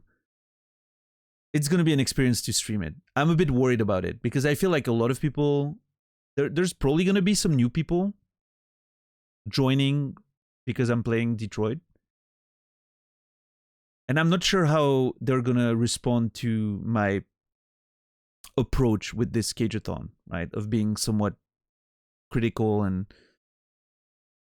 I mean, I don't think I'm being unfairly critical, right? I mean, I hope I nailed the right, you know, balance between being, you know, I'm trying to be fair for the most part, right?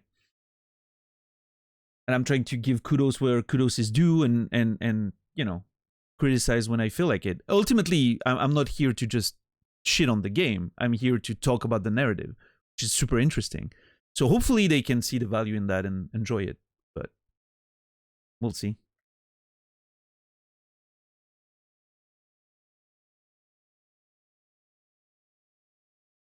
Yeah, Rico.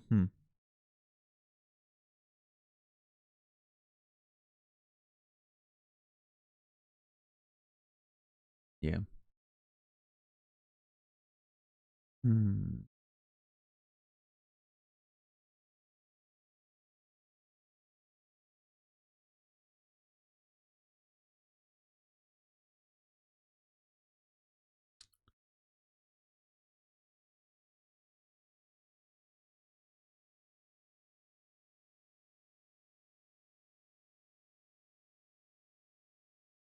Heavy Rain was amazing according to IGN. I think I mean, in those cases, I think it's always also important to remember when the game came out. I think that the tech was very impressive at the time. The presentation overall, was above par for sure, above average. I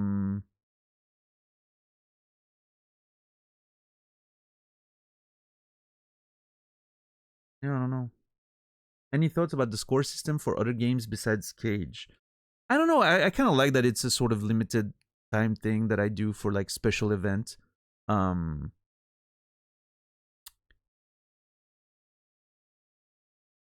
What I could see myself doing maybe at some point would be doing a similar scoring system for a different series of game. Maybe if I'm I plan on doing like the Mass Effect trilogy at some point, which are also games that I've played on release. So for those kinds of things where I've played the games already and we're sort of going through them again with an approach of really going deep into the narrative, not just enjoying the journey, but going deep into the narrative. I think in those cases, maybe there's merit into sort of doing, but at the same time, I want to, it's special because we don't do it all the time, right? So I'll have to see. It's an interesting thought, but,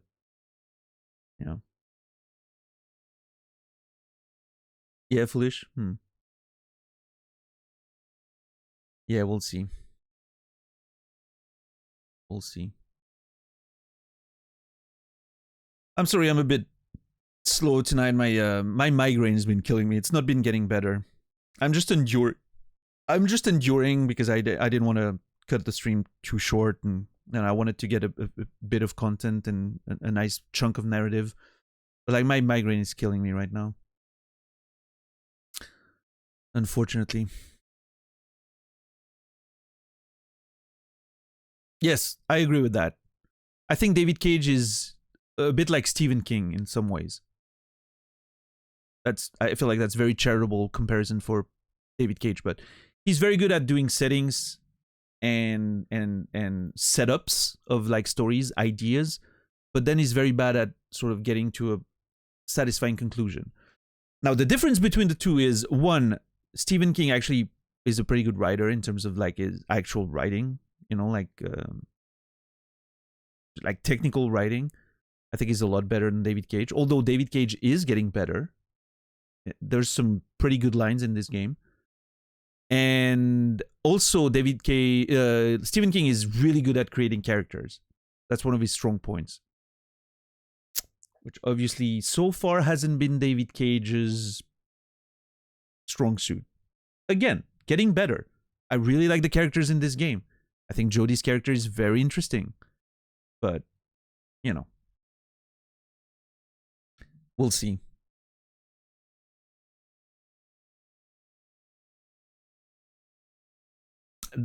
That's true, Sakinachar.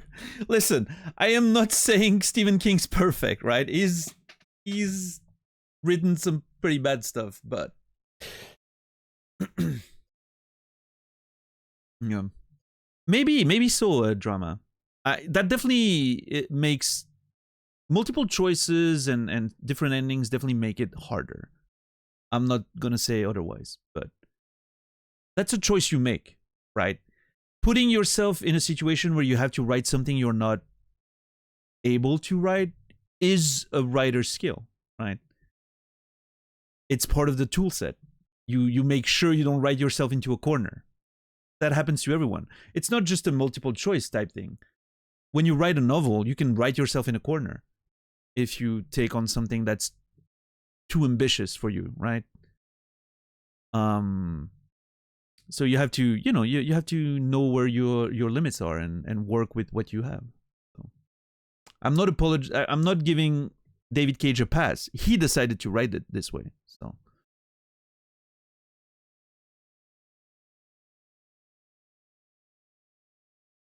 I'm done with the multiple endings kind of thing. I'd rather have a fantastic story than a mediocre one, personally. I think those things are not necessarily mutually exclusive, right? And I'm sure you would agree with that. But yes, if given a choice, I would rather have a good linear story rather than a mediocre multiple choice one. Ideally, the best of, well, not ideally, but if you can get both things, like choices and, everything pans out and it feels great, then awesome. Yeah, I love that. I love choices. It's awesome. But yeah, if I have to have only one or the other, I'd rather have a linear good story. I don't care about choices that much in terms of narrative. I just want to experience something good. King's work also never seems to adapt well when put on the silver screen. Well, there were a few good ones, right? Shawshank was decent. What else was pretty good from Stephen King? The Mist was good. The Mist is actually pretty impressively... I don't know, The Mist got a bad rap as a movie for some reason. Because I think a lot of people didn't like the ending, and I get it. But I thought it was good. Personally, I thought it was amazing. Stand By Me is a great example. Stand By Me was great. Yeah. I haven't seen Misery. I haven't seen it. Not the modern one. I've seen the old one. It wasn't great. How are you today, Ryder? Oh yeah, I'm with you, Dax. I think The Mist is amazing, and the ending is great. Extremely, again, like a perfect example of an ending befitting a theme, right?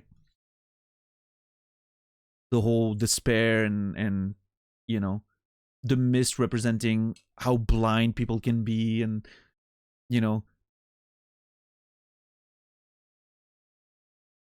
dude, it's such a well done layered movie. I love it. Well, the story just in general, like the book's pretty good too. Yeah, I don't know. Shawshank, I think Shawshank being considered one of the best movie of all time is kind of an interesting thing. Because I don't, I'm not gonna, it's not a bad movie or anything. But I feel like it's one of those movies that sits right in the, it's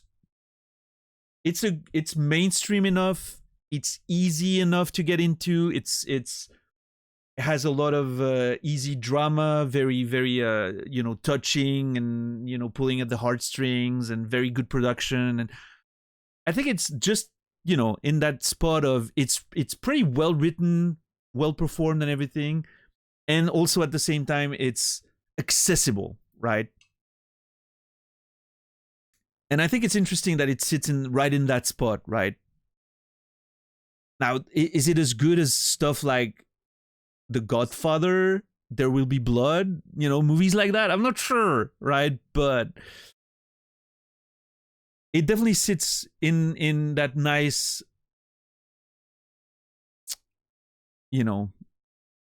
comfortable area between being very accessible to the mainstream and at the same time a really fucking good movie, right?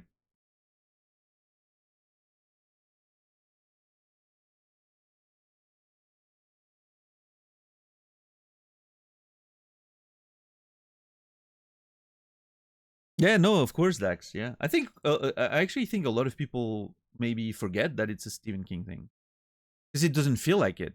Because in the mind of a lot of people, Stephen King is associated with horror because that's when he blew up really big, right? Even though most of his work is not horror, most of his work is fantasy stuff or sci-fi stuff.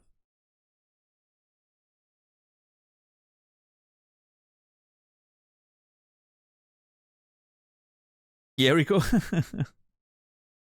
Yeah, maybe not a good date movie. I agree with that. Oh yeah, The Shining is another great example. Despite King himself not really enjoying the Kubrick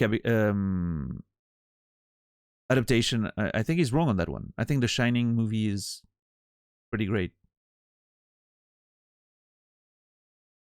Is there anything that is as good as The Godfather? I believe so personally. I think The Godfather is great. Don't get me wrong. And especially at the time when it came out, it was probably the best movie ever made. You know, that there's a strong argument for that. Now, personally, I don't like The Godfather that much. I know. Travesty. It's definitely not my favorite movie, that's for sure.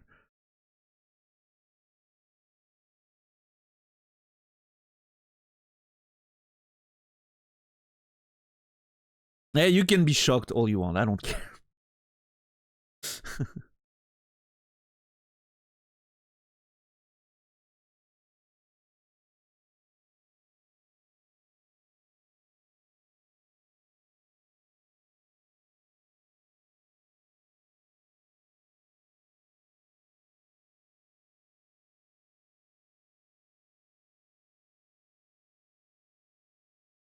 Oh yeah, no, absolutely, Fishboy. I mean, there's no argument that it's an extremely influential movie and it's a perfectly, you know, crafted work of cinema. That's for sure. I feel the same about, I don't know, like 2001. It's what an absolutely amazing movie, especially considering when it came out. Now, do I have fun watching it? Not really.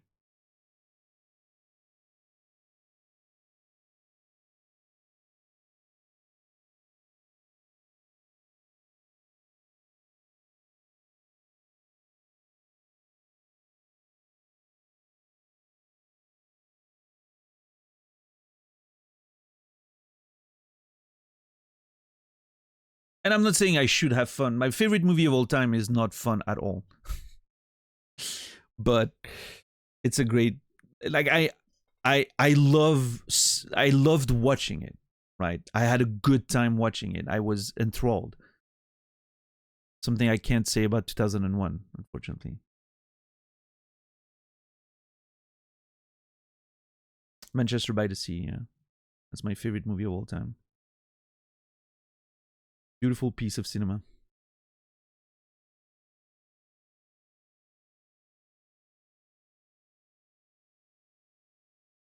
I also think it says a lot about what I look for in a story, right? Characters and themes over plot and or action or whatever, right?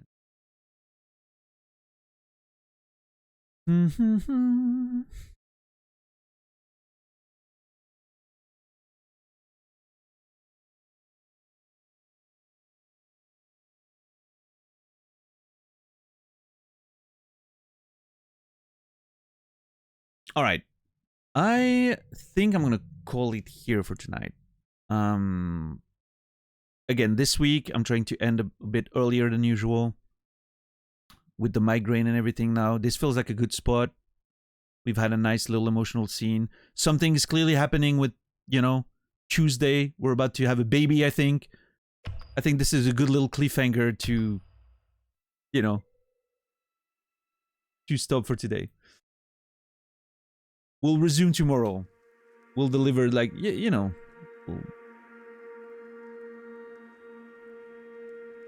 Labor can take a long time.